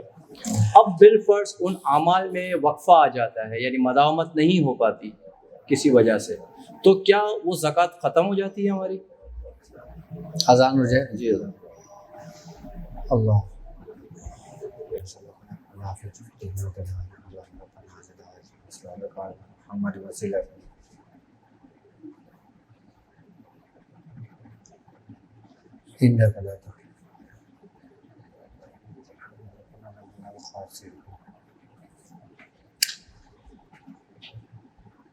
دیکھو سب سے پہلے تو ہمیں پتہ ہونا یہ چاہیے کہ چلہ کیا ہے، زکوٰۃ کیا ہے اور دعوات کیا ہے. ٹھیک ہے، زکوٰۃ کسے کہتے ہیں اور اس کی تعداد، اس کے عددوں کی ہم کس طرح نکالتے ہیں، کس طرح تعین کرتے ہیں کہ کس کی زکوٰۃ کتنی نکلے گی. اب جب ہم اس رستے پہ چل رہے ہیں تو یہ چیزیں ہمیں سیکھنی چاہیے. کہ اگر کوئی ہمارا مرید ہم سے بولتا ہے کہ ہم نے اسم یا قوی کی زکوٰۃ ادا کرنا ہے تو میں کس طرح کروں؟ اب آپ سوچیں گے یار میں نے تو کری نہیں ہے، میں کیا تعداد بتاؤں؟ آپ اس کیلکولیشن سے اس کی تعداد نکال کے اس کو بتا دیں کہ اس کی اتنی زکوٰۃ نکلے گی۔ اس کا طریقہ کار کیا ہے میں بتاتا ہوں آپ کو۔ پہلے تو میں زکوٰۃ کے بارے میں سمجھاؤں کہ زکوٰۃ ہے کیا۔ زکوٰۃ کے بیسکلی معنی کیا ہیں؟ زکوٰۃ ہم اس لیے ادا کرتے ہیں نا کہ ہم اپنے مال کو پاک کرتے ہیں۔ اب روحانیت کے اندر اگر ہم اسم الہی کی زکوٰۃ ادا کرتے ہیں یا ہم کسی صورت کی زکوٰۃ ادا کرتے ہیں یا ہم کسی دعا کی زکوٰۃ ادا کرتے ہیں تو سب سے پہلے ہم اپنے باطن کو پاک کرتے ہیں۔ کس کے ذریعے؟ اس اسم کے ذریعے۔ ہم یہ نیت کرتے ہیں کہ ہم اپنے باطن کو پاک کر رہے ہیں۔ کس سے؟ کسی بھی اسم الہی سے یا کسی بھی صورت سے۔ اچھا، تعداد کا تعین کیا ہوتا ہے کہ جیسے مثال کے طور پہ اگر کسی کے عدد نکلتے ہیں 6304، سورہ قریش کی عدد ہے نا یہ۔ اچھا، یہ سورہ قریش کے وہ عدد ہیں جس کو اعلیٰ حضرت نے خود اپنی کتاب شمع شبستان رضا میں بتایا کہ سورہ قریش کے کتنے عدد نکلتے ہیں؟ 6304۔ اب اچھا، یہ جو طریقہ کار ہے نا یہ مختلف طریقہ کار ہے۔ کچھ لوگ زکوٰۃ اس ترتیب سے نکالتے ہیں اور کچھ لوگ الگ الگ ترتیبوں سے نکالتے ہیں، ٹھیک ہے۔ اب مثال کے طور پہ تعداد ہے 6304،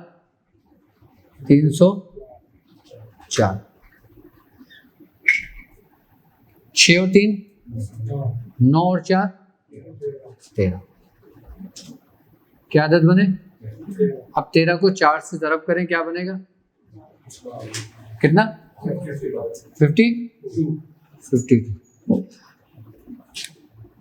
اب کچھ لوگ کہتے ہیں کہ 52 مرتبہ پڑھی جائے اگر اس کی زکوٰۃ اس پہ پڑی جائے گی۔ اب 52 کو دوبارہ 4 سے ضرب کریں کتنا بنتا ہے؟ کتنا؟ 208۔ یہ اس کی زکوٰۃ صغیر ہوگی۔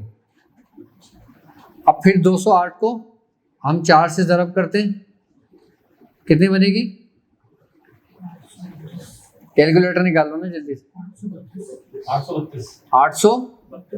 832 بنے گی، ٹھیک ہے۔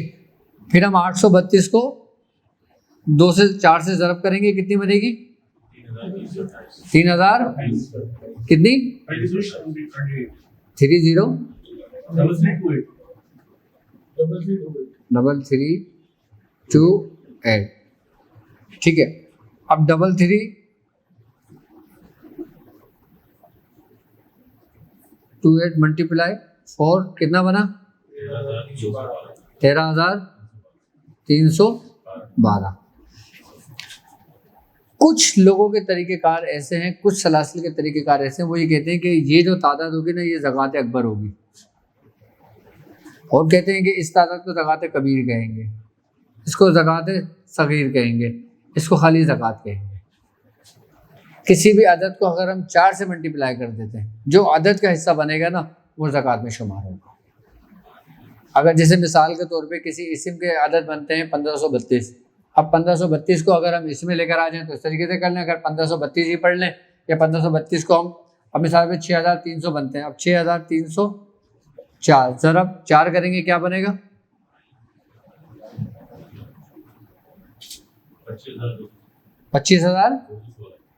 25216۔ اس کو 4 دنوں میں کر لیں،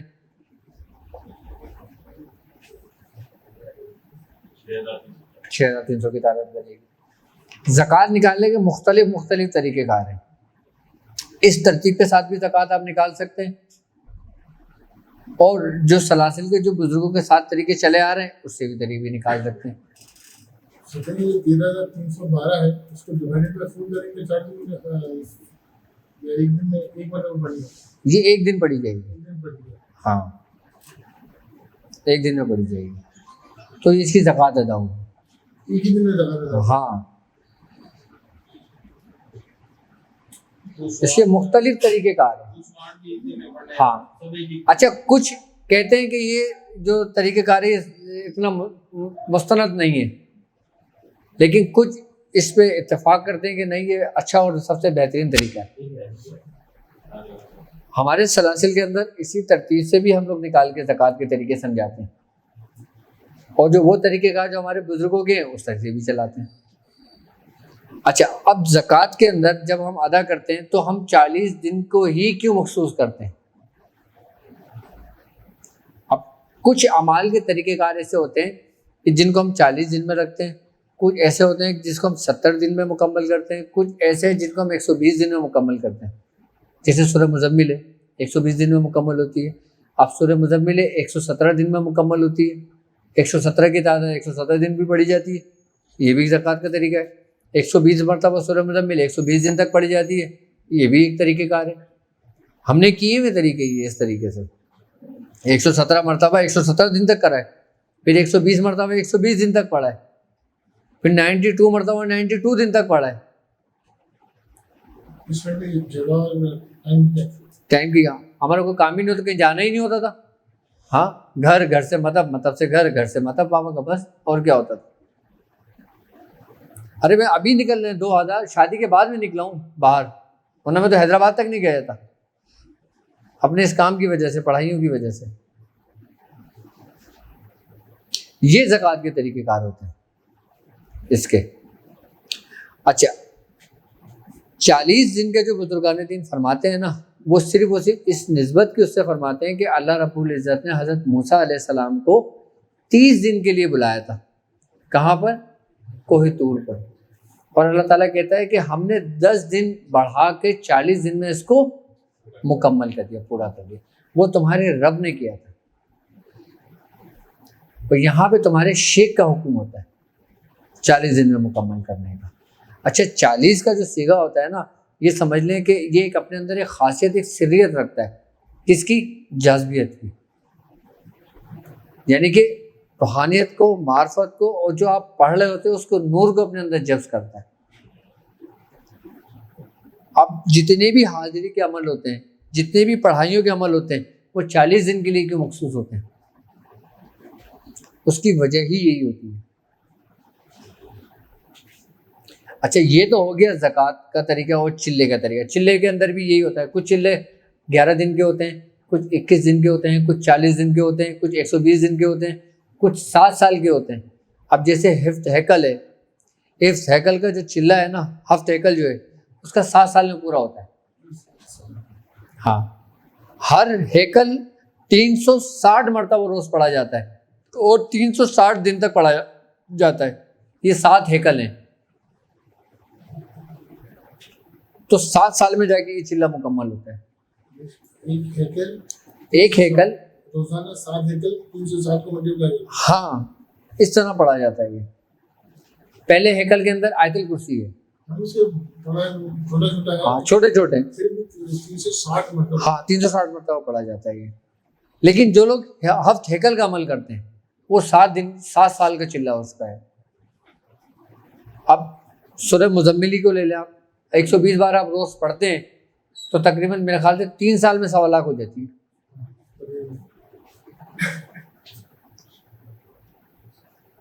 اب اسی ترتیب سے مختلف صورتوں کے طریقہ کار ہیں. اچھا، دعوات کیا ہوتی ہے؟ دعوت یہ ہوتی ہے کہ ہم جب کوئی کسی چیز کی زکوٰۃ کو ادا کرتے ہیں، میں حضور فرماتے ہیں کہ زکوٰۃ دعوت جو ہوتی ہے نا، صاحب دعوت اس وقت کسی چیز کی دعوت ہے جب وہ تقریباً 10 لاکھ تک پہنچ جائے. اب یہاں تو لوگ 1.25 لاکھ پہنچنے کے بعد زکوٰۃ کی دعوت کی اجازت لیتے ہیں کہ میں حضور ہمیں دعوت کی اجازت دے دیں، ہمیں دعوت دینی ہے. میں حضور اس کو بھی نہیں منع کرتے، ان کو بھی سمجھا دیتے. اچھا، دعوت کیوں دی جاتی ہے؟ دعوت اس لیے دی جاتی ہے کہ دعوت کے اندر جو صاحب دعوت بزرگ ہوتے ہیں ان کی باقاعدہ طور پر ان کی آمد ہوتی ہے.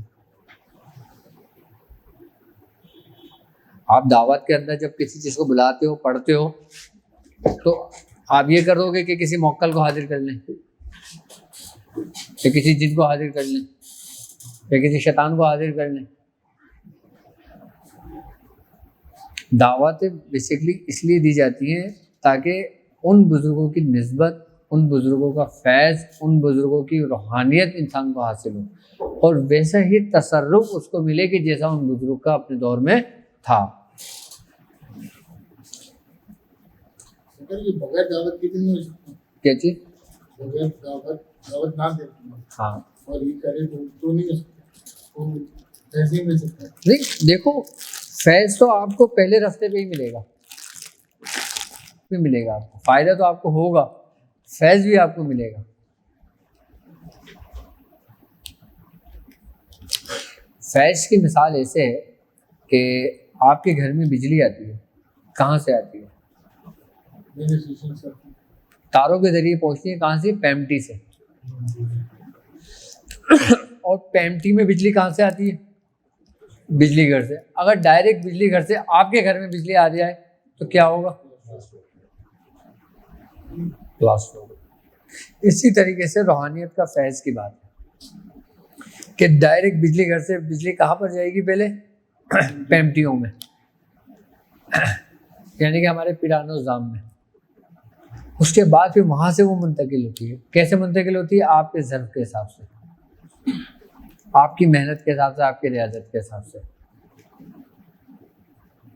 آپ کا جیسا فیض، جتنا ظرف جتنا ہوگا آپ اتنا لیں گے، ورنہ آپ کے لیے بیکار۔ آپ دعوات کے اندر لوگ باقاعدہ طور پہ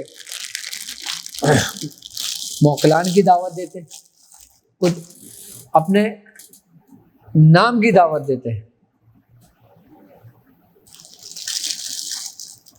اب جیسے آپ کا نام ہے، آپ کے نام کی پوری عظمیت نکالی جاتی ہے اور پھر اس کی دعوت دی جاتی ہے۔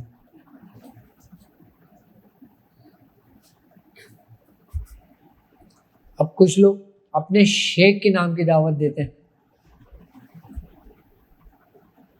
کچھ لوگ سورہ مزمل کی دعوت دیتے ہیں، کچھ لوگ سورہ قریش کی دعوت دیتے ہیں۔ دعوت کا بیسیکلی مطلب کیا ہے؟ کسی کو انوائٹ کرنا ہے، انوائٹ کرنا، ایک خادمین کو انوائٹ کرنا ہے اور ایک مالک کو بلانا ہے۔ عام لوگوں جو دعوت دیتے ہیں نا، وہ خادمین کو بلاتے ہیں، اور جب تمہیں شیخ حکم دیتا ہے نا، پھر وہ مالک کے لیے دعوت ہوتی ہے۔ بلایا نہیں جاتا، مالک کو دعوت دی جاتی ہے، وہ قبول کرے نہیں کریں وہ ان کا مسئلہ ہے۔ قبول کر لیا تو تمہاری نسلوں میں کام آ گئی۔ خود طلب کرنا اور شیخ کا عطا کرنا اور ہے۔ ایک آپ طلب کر رہے ہیں اور ایک شیخ دے رہا ہے، زمین آسمان کا فرق ہے۔ ایک آپ نے اپنی مرضی سے مانگا ہے اور شیخ نے آپ کو بلا کر دیا ہے، تو زمین آسمان کا فرق ہے۔ ہاں، جب کرم ہو جائے، اور یہ وہ راستہ ہے کہ جس میں کرم ہوتا ہے۔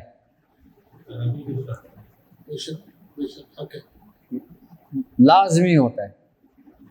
اس میں ایک سب سے پیچھے رہنے والا شخص بھی کیا نہیں پتا ہوتا کہ آنے واحد میں کہ وہ سب سے پہلی صف میں آگے، سب سے آگے کھڑا ہو جائے گا، رتبے میں، مقام میں، روحانیت میں، ہر چیز میں۔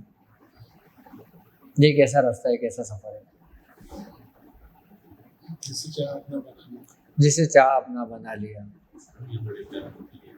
یہ بڑے کرم کی فیصلہ ہے، یہ بڑے نصیبوں کی بات ہے۔ اس میں سب سے پیچھے رہنے والا شخص بھی، اچھا میں آپ کو ایک بات بتاؤں، مجھے یاد نہیں پڑتا ابھی بھی اور پہلے بھی، جب ہماری محفل ہوتی تھی نا، تو ہمارے پیر بھائی سارے لوگ ہمیں بولتے تھے کہ آپ سارے شہزادے ایک ساتھ بیٹھا کرو۔ یہ بات میں آپ کو بتا رہا ہوں آج سے 10 15 17 سال پرانی۔ میں پتہ ہے کہاں بیٹھتا تھا؟ چپلوں کے پاس، جہاں پہ آپ لوگ بیٹھے ہو۔ ہماری ہمت نہیں ہوتی تھی اپنے شیخ کے برابر میں بیٹھنا، شیخ کے ساتھ بیٹھنا۔ ہاں، میں ہمیشہ لوگوں کی چپلوں میں بیٹھتا تھا اور لوگوں کی چپلیں سیدھی کر کے رکھتا تھا، وہ جگہ بناتا تھا آنے والوں کے لیے۔ میرا کام یہ تھا، ہے بلکہ یہ ابھی بھی یہ میرا کام ہے شروع سے.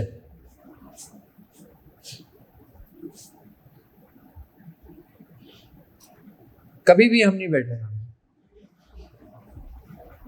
ہم سب سے پیچھے رہنے والے سپاہی تھے.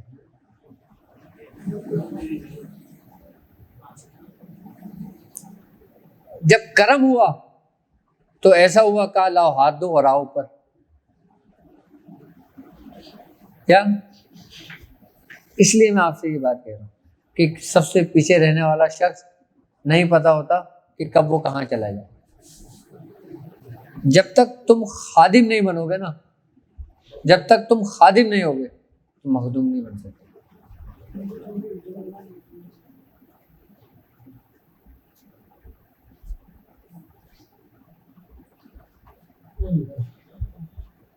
حدیث قدسی ہے، مجھے یاد آتا ہے کہ سرکار دو عالم صلی اللہ علیہ وآلہ وسلم کا فرمان ہے. آپ نے فرمایا کہ مجھے نیک لوگوں کی تسبیح کی آواز سے بہتر وہ آواز ہے جو کسی گناہ گار کی ندامت سے نکلی ہوئی آواز ہو. مجھے وہ آواز عزیز ہے. کون سی آواز؟ جو گناہ گار سے نکلی ہوئی آواز ہو، گناہ پہ ندامت ہو اس کو، اور اس کے قلب سے جو آواز نکلے، اس کی زبان سے جو آواز نکلے، مجھے وہ عزیز ہے. کس سے؟ نیکوکاروں کی جو تسبیحوں کی آوازیں ان سے. کہتے ہیں کہ ایک لمحے میں ایک گناہ گار شخص اولیاء اللہ کی صف میں آ کے کھڑا ہو جاتا ہے، صرف ایک لمحے میں، کہ جب وہ اپنے زبان سے اقرار کر لے، اپنے دل سے تصدیق کر لے کہ میں گناہ پہ تھا، کہ میں خطا پہ تھا.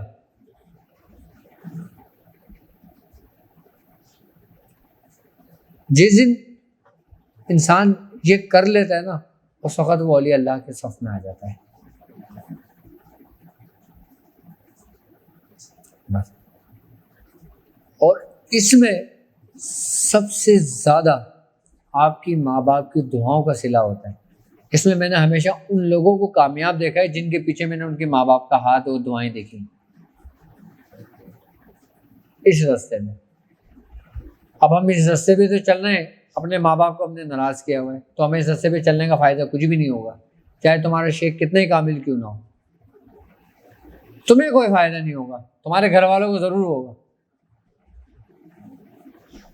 تم وہیں کے وہیں رہو گے اس وقت تک جب تک تم اپنے ماں باپ کا حق ادا نہ کر دیتے.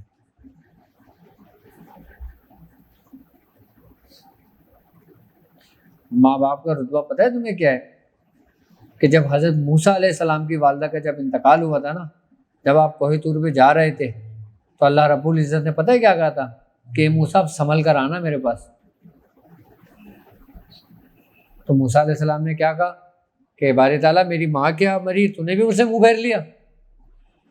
فرمایا نہیں، کہ جب تم کوہ طور پر آتے تھے تو تیری ماں مصلی پہ تیرے لیے دعا گو ہوتی تھی کہ میرے موسیٰ سے اگر کوئی لرزش ہو جائے تو اسے معاف کر دینا. اب تیرے پیچھے وہ دعا کرنے والی نہیں ہے، اس لیے سنبھل کر آنا. ماں کی دعاؤں سے لوگ ولی بن جاتے ہیں، جو پیدائشی گناہ گار ہو، صرف ماں کی دعاؤں سے وہ صف میں آگے کھڑے ہو جاتے ہیں.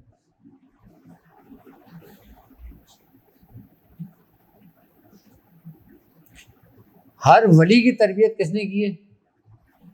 ابتدا میں ہر نبی کی تربیت پرورش کس نے کی ہے؟ ماں نے. تو ماں کی دعا تو نبیوں کے کام آئی ہے، ولیوں کے کام آئی ہے. اور آج ہم کس جگہ پہ کھڑے ہیں، کس چوراہے پہ کھڑے ہیں، ہمیں نہیں پتا. اوروں کے ساتھ ہمارا بڑا اچھا انداز ہوگا بات کرنے کا، حسن اخلاق ہوگا، اور گھر والوں کے ساتھ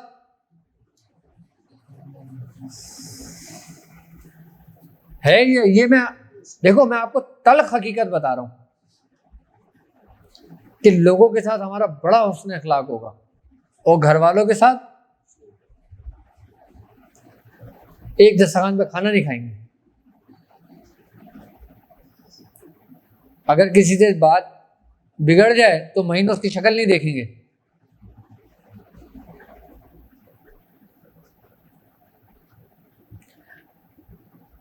اچھا یہ ہے بنیادی بات ہے. اچھا یہ ساری ہمارے اخلاقیات حقوق العباد کے اندر آتی ہیں یہ باتیں سارے. جب تک ہم ان چیزوں کو ان معاملات کو نہیں سمیٹیں گے نا. اچھا ہماری آگے بڑھنے کی اور کامیاب ہونے کی ایک سب سے بڑی رکاوٹ یہ بھی ہے. کیا ضروری نہیں ہے کہ ہم اگر پڑھائی کر رہے ہیں, ہم اگر کام کر رہے ہیں, اگر ہم کامیاب نہیں ہو رہے تو ہماری اپنی پڑھائی میں کوئی نقص ہے, ہماری توجہ میں کوئی نقص ہے, ہماری ریاضت میں کوئی نقص ہے, ہماری محبت میں کوئی نقص ہے. اگر ہم کامیاب پھر بھی نہیں ہو رہے تو اس کی ایک بڑی وجہ آپ کا حسن اخلاق ہے, اپنے گھر والوں کے ساتھ, اپنے ماں باپ کے ساتھ, اپنے بہن بھائیوں کے ساتھ, اپنے عزیز اقارب کے ساتھ, اپنے دوستوں کے ساتھ. صلی اللہ علیہ وسلم کا فرمان ہے, آپ نے فرمایا کہ تم میں سب سے بہترین شخص وہ ہے جس کا اخلاق سب سے اچھا ہو. کس کا کہا ہے؟ اخلاق. یہی تو سلوک ہے بھائی, یہی تو وہ راستہ ہے. ہم کچھ نہیں کریں, اپنا اخلاق اچھا کر لیں.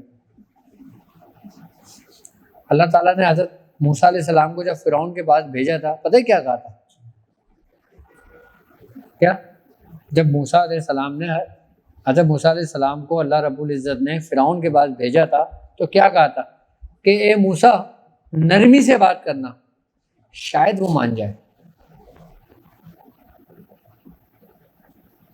کیا؟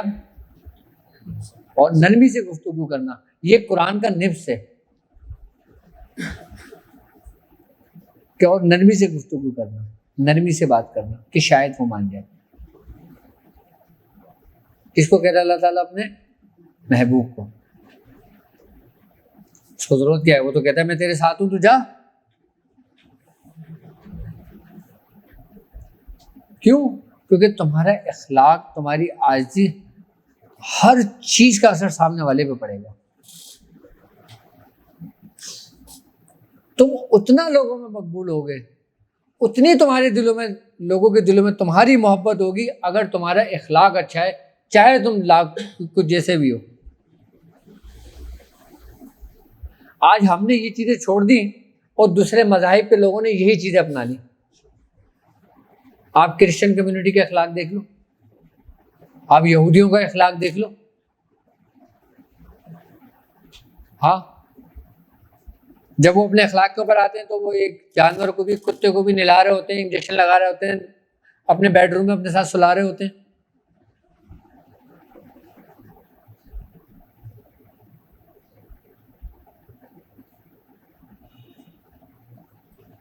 اور ہم اپنے ہی ساتھ لوگوں کے ساتھ کیا ہمارا رویہ ہوتا ہے؟ ہماری کامیابی کی سب سے بڑی رکاوٹ یہ وہ بنیادی معاملات ہیں جو میں آج آپ لوگوں کو بتا رہا ہوں کہ جس میں حقوق الوالدین ہے, حقوق العباد ہے. اچھا حقوق اللہ کی بات نہیں کرو, وہ تو تمہارا اور رب کا معاملہ ہے. کیا؟ وہ تمہارا اور رب کا معاملہ ہے. آپ نماز نہیں پڑھو, وہ کس کا معاملہ ہے؟ آپ روزہ نہیں رکھو, وہ کس کا معاملہ ہے؟ آپ حج نہیں کرو, وہ کس کا معاملہ ہے؟ آپ ذکر نہیں کرو, کس کا معاملہ ہے؟ آپ ان کو تنگ کرو, ان کے دل سے کوئی ہاں نکلے, وہ کس کا معاملہ ہے؟ آپ ان کو دھوکہ دو, وہ کس کا معاملہ ہے؟ آپ ان کو پریشان کرو, وہ کس کا معاملہ ہے؟ تو تمہارا رب تمہیں پھر نہیں چھوڑے گا کہ جب ان کے اوپر کوئی بات آئے گی. دیکھو فرعون نے خدائی کا دعویٰ کیا, اللہ نے کچھ نہیں کہا, اس کی شان پہ کیا فرق پڑتا؟ فرعون نے ظلم کیا, اس نے کچھ نہیں کہا. لیکن جب فرعون نے حضرت موسیٰ علیہ السلام کو تنگ کیا, ان کو ایزا دی, تو اللہ رب العزت نے اسے گردن سے پکڑ لیا. وہ اس معاملے میں معاف نہیں کرے گا, وہ بندوں کے معاملے میں تم سے کمپرومائز نہیں کرے گا. وہ اپنی مخلوق کے معاملے میں تم سے کمپرومائز نہیں کرے گا، اپنے معاملے میں تو کر لے گا، کیونکہ وہ کریم ہے، وہ غفور ہے، وہ رحیم ہے، وہ انصاف کرنے والا ہے۔ اور انصاف کب کرے گا؟ کہ جب تمہارا اور میرا آمنا سامنا ہوگا۔ جج فیصلہ کب سنائے گا؟ جب دونوں کی سنے گا۔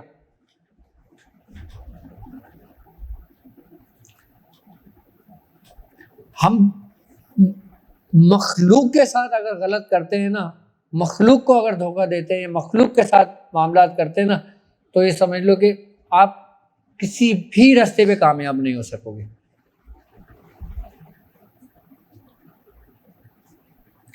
ہماری ناکامی کی وجہ سے بڑی یہ بھی ہے۔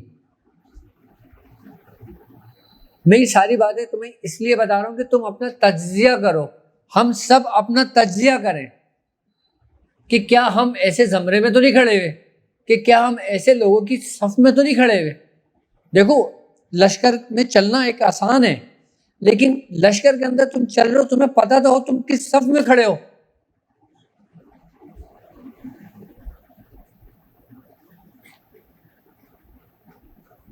بھائی جس لشکر کا تم حصہ ہو، تم یہ تو دیکھو کہ کس صف میں ہو،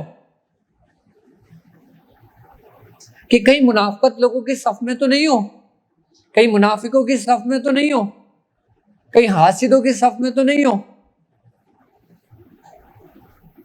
کہیں دشمنوں کی صفوں میں تو نہیں ہو۔ یہ ہمیں کیسے پتہ چلے گا؟ اپنا تجزیہ کرنے سے۔ روز سونے سے پہلے دن بھر کے معاملات اپنے سامنے لایا کرو کہ آج میں نے کس کے ساتھ کیا سلوک کیا ہے، آج میں نے کس کے ساتھ کیا معاملات کیا ہے۔ دیکھو تمہاری زندگی نا عبادت بن جائے تو کہنا۔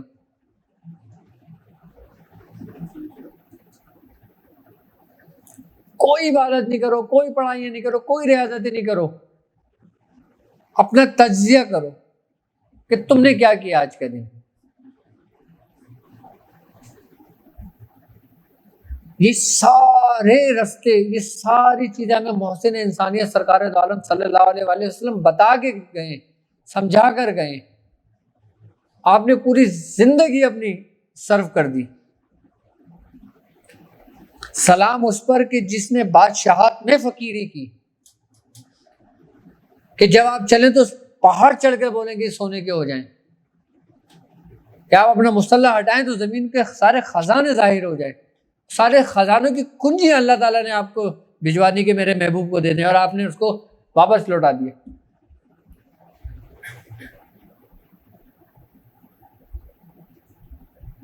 سرکار دو عالم صلی اللہ علیہ وآلہ وسلم کی ذات تمام بنی نوع انسان کے لیے ہے۔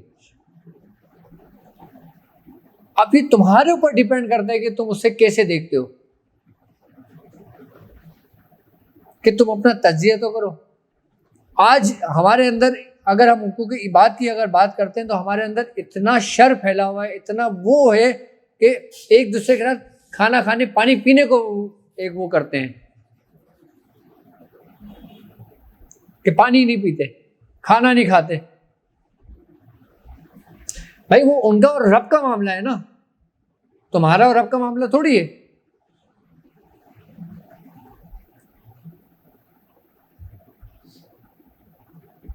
اگر آپ کسی کو کوئی تکلیف پہنچاتے ہو اور پھر رات بھر عبادت کرتے ہو تو تمہاری عبادتیں تمہارے منہ میں مار دی جائیں گی۔ فوائل للمصلین الذین هم عن صلاتہم، کیوں کہا گیا ہے کہ بڑی خرابی ہے ان نماز پڑھنے والوں کی جو اپنی نمازوں سے غافل ہیں۔ یہاں غفلت کا لفظ استعمال ہوا ہے۔ اور تم اپنی زندگی میں کیسے غافل ہو؟ گمراہی پتہ ہے کیا ہے؟ کفر پتہ ہے کیا ہے؟ کفر یہ نہیں کہ الٹی سیدھے الفاظ کو دہرانا بولنا۔ گمراہی یہ نہیں ہے کہ تم اپنے رب کو نہ مانو، اپنے بزرگوں کو نہ مانو۔ گمراہی یہ ہے کہ تم اپنے بزرگوں سے غافل ہو، سرکار دو عالم صلی اللہ علیہ وآلہ وسلم کے رستے سے غافل ہو، یہ گمراہی ہے سر۔ اپنے آپ سے غافل ہو، یہ گمراہی ہے اصل۔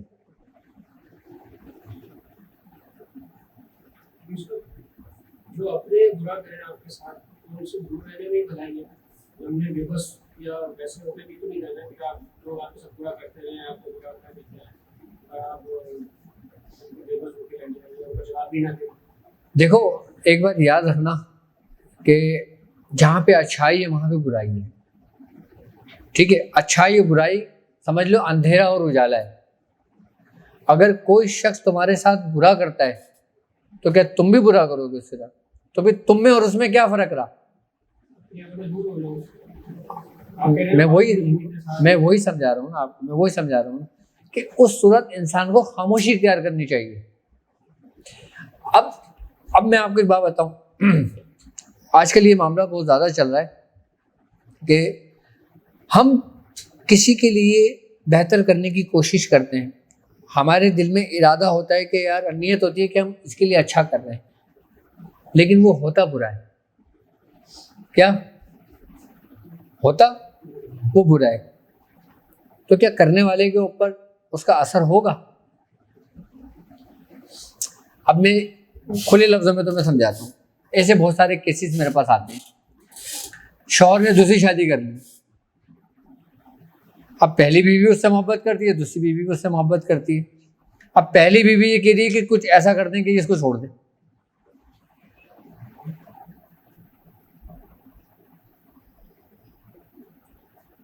اب وہ کہیں سے کرا کے لے آئی، سمجھنا، وہ کہیں سے کرا کے لے آئی، اب اس نے کر دیا۔ اب اس کا جو نگیٹیوٹی کے جو اثرات ہیں کیا اس کے شوہر پہ نہیں پڑیں گے؟ کیا اس کی اپنی زندگی پہ نہیں پڑیں گے؟ سب سے زیادہ پڑیں گے۔ جس کے لیے لائی ہے اس پہ ہو نہ ہو، لیکن اپنے اوپر ضرور ہو گیا۔ اچھا کچھ چیزیں ہوتی ہیں کہ ہم ماں باپ اپنی اولاد کے لیے بہتر سمجھتے ہیں، بہتر چاہتے ہیں، وہ بہتر کرتے ہیں، لیکن اگر ان سے کچھ غلط بھی ہو جاتا ہے نا تو ان کی نیت اور ارادہ غلط نہیں ہوتا، ان کا نیت اور ارادہ غلط نہیں ہوتا۔ اگر تمہارے والدین سے، تمہارے بڑوں سے تمہارے لیے کوئی غلط ہو جائے اور تمہیں لگے کہ یار یہ میرے ساتھ غلط ہو گیا یا میرے ساتھ ایسا ہو گیا، تو ان کے ارادہ اور نیت غلط نہیں ہوگی ان کی۔ تو تم اپنا قبلہ درست رکھو، یعنی کہ اپنے دل میں میل نہ لاؤ ان کے لیے۔ اگر کوئی تمہارے رشتہ دار ہی تم پہ جادو کرتا ہے اور تمہیں پتہ ہے کہ یہ جادو اس نے کیا ہے، تم اس کا کیا کرو گے؟ بہتر طریقہ کار کیا ہے؟ خاموشی کا۔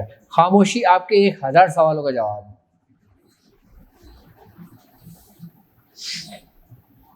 خاموشی کی طاقت کو سمجھتے ہو؟ نہیں سمجھتے؟ خاموشی کی میں تمہیں ایک چھوٹی سی طاقت بتاؤں۔ خاموشی کی طاقت یہ ہے کہ بڑے بزرگ فرماتے ہیں کہ آنکھ بند، ناک بند، منہ بند، کان بند، نام نرنجن لے، اندر کے پٹ جب کھلے جب باہر کے پٹ دے۔ یعنی کہ جب تم اپنے سارے باہر کی چیزیں بند کر لو گے نا، جب اپنے اندر کی خاموشی میں گم ہو جاؤ گے تو تمہارے اندر سے جو آوازیں نکلیں گی نا، تو پھر وہ ایک اسرار ہے، پھر وہ ایک راز ہے۔ خاموشی سب سے بڑی عبادت ہے۔ جی اپنے رشتے داروں کو تو نہ اگر اس کو پتہ ہے کہ اس نے جادو کیا، نہ آپ اسے قتل کر سکتے ہیں، نہ آپ اس کے اوپر جادو کروا سکتے ہیں، کیونکہ اگر جادو کروائے تو آپ خود بھی کافر ہو گئے۔ اس نے تو کیا جو کیا۔ خاموشی پھر اس کا ہے کہ اس کا کیا کرائے گا۔ خاموشی اس کا بہترین ہے، اور اپنے بزرگوں کی رسی کو مضبوطی سے پکڑ کے رکھو۔ جس دن تمہارے ہاتھ سے تمہارے بزرگوں کی رسی چھٹی، اس دن تم بھی اسی میں شامل ہو جاؤ گے۔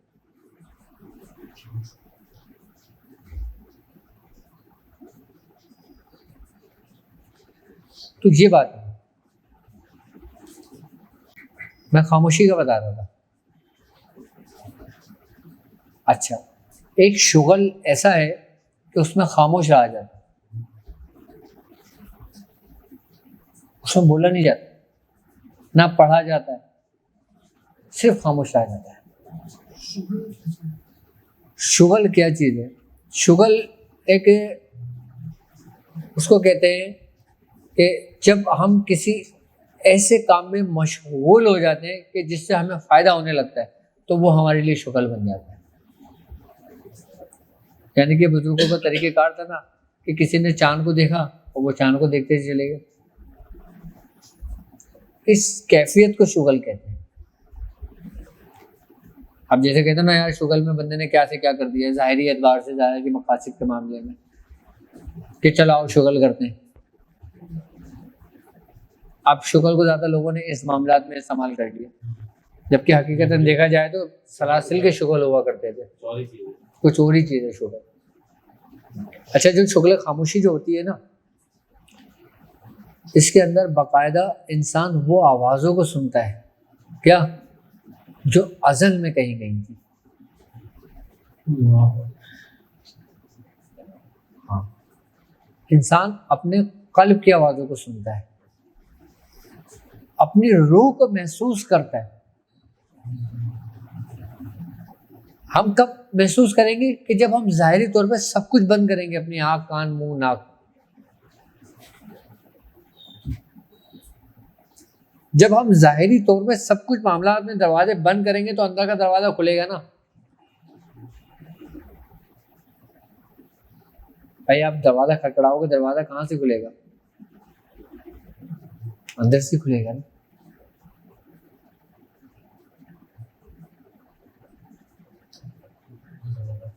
ہے اور اندر ہے. اب ہے کیا جو اس نشست کی ابتدا میں نے کہا تھا، تمہارا تصور. ہماری کہاں سے نشست شروع ہوئی تھی اور کہاں پہ آئی؟ اپنے تصور. یہی ہماری کامیابی ہے، یہی ہمارے اصل مقصود ہے، یہی ہماری اصل منزل ہے. لیکن ہمیں ایک بات یاد رکھنا کہ روحانیت کے ساتھ ساتھ اپنے پیر بھائیوں کا بھی، اپنے شاگردوں کا بھی، اپنے مریدوں کا بھی، اپنے بہن بھائیوں کا بھی، اپنے عزیز اقارب کا بھی، اپنے ساتھ جڑے ہوئے تمام لشکر، تمام لوگوں کا بھی ایک ساتھ حسن اخلاق کے ساتھ پیش آنا چاہیے، خیال کرنا چاہیے. بس جس دن آپ ایک صف میں آ جائیں نا، اس دن آپ کامیاب ہو گئے. سورہ قریش کا ہاں ابھی وہ نشر زکوٰۃ تو ادا ہو جائے، پہلے 15 کی نشر زکوٰۃ تو ادا ہو گئی، باموکل کی بھی ہو گئی، سرخ جنات کی بھی ہو گئی، ابھی اوان کی چل رہی ہے. جب یہ اوان کی پوری ہو جائے گی اس کے بعد پھر سورہ قریش کا نقش بتائیں گے انشاءاللہ. اچھا، اب آنے والی نشستوں میں نا جو 15 کے نقش ہیں، جس کے نقش ہیں، اس کے نا وہ طریقہ کار سمجھاؤں گا، ٹھیک ہے، کہ اس سے ہم کس طرح اور مزید کیا کیا کام لے سکتے ہیں. اب میں اسی وقت سمجھاؤں گا، اسی وقت سمجھا پاؤں گا جب آپ لوگ پوچھیں گے کہ ہم کیا کام کس طریقے سے کریں گے. کیونکہ اگر یہاں 50 لوگ بیٹھے ہوئے تو 50 سوال ہوں گے تو تمہارے 50 جواب ہوں گے اور 50 تمہارے طریقہ کار ہوں گے تو تمہیں ملیں گے. اگر تم مجھ سے پوچھو گے تو میں ایک ہی طریقہ بتا کے چلا جاؤں گا. ابھی آپ لوگوں کے اوپر ڈیپینڈ کرتا ہے کہ آپ کس طرح کے سوالات کریں اور کس طرح کے اپنے معاملات کو طے کریں. چلیں. سبحان ربک رب العزت عما یصفون، سبحان اللہ باہر غم یار تو ہی، سبحان اللہ باہر کشائے شکار تو ہی، سبحان اللہ بحرمت کن فیکن، سبحان اللہ مراد من حاصل کو. یا الہ العالمین، یا الہ العالمین، یا الہ العالمین، یا الہ العالمین، ان چند لوگوں کو ان چند لوگوں میں شامل فرما. یا الہ العالمین، جن چند لوگوں سے تو راضی ہوا، جن چند لوگوں کا تو نے ہمیشہ ذکر کیا. یا الہ العالمین، ان چند لوگوں کی فیضات، ان کی برکتیں ہمیں عطا فرما. یا الہ العالمین، ہمیں اپنے بزرگوں کے راستے پہ چلنے کی توفیق عطا فرما. یا الہ العالمین، ہمیں اپنے بزرگوں کے راستے پہ رکھ. یا الہ العالمین، ہم تمام چلنے والوں کو اور اس روحانی سفر میں جتنے بھی لوگ میرے ساتھ شامل ہیں، یا الہ العالمین ان تمام لوگوں کا حاسدوں کے حسد سے محفوظ فرما، یا الہ العالمین نظر بد سے محفوظ فرما، یا الہ العالمین جادو کے شر سے محفوظ فرما، یا الہ العالمین شیاطین کے شر سے محفوظ فرما، یا الہ العالمین ہر قسم کے جادو کے شر سے محفوظ فرما، یا الہ العالمین گمراہی سے محفوظ فرما، یا الہ العالمین منافقوں کی منافقت سے محفوظ فرما، یا الہ العالمین اپنے محبوب سرکار دو عالم صلی اللہ علیہ وآلہ وسلم کے صدقہ طفیل میں ہماری عبادتوں کو، ہماری ریاضتوں کو، ہمارے اس لشکر کو، ہمارے اس سفر کو اپنی بارگاہ میں قبول فرما۔ سبحان ربک رب العزت عما یصفون والسلام علی المرسلین والحمد للہ رب العالمین۔ برک لا الہ الا اللہ محمد رسول اللہ۔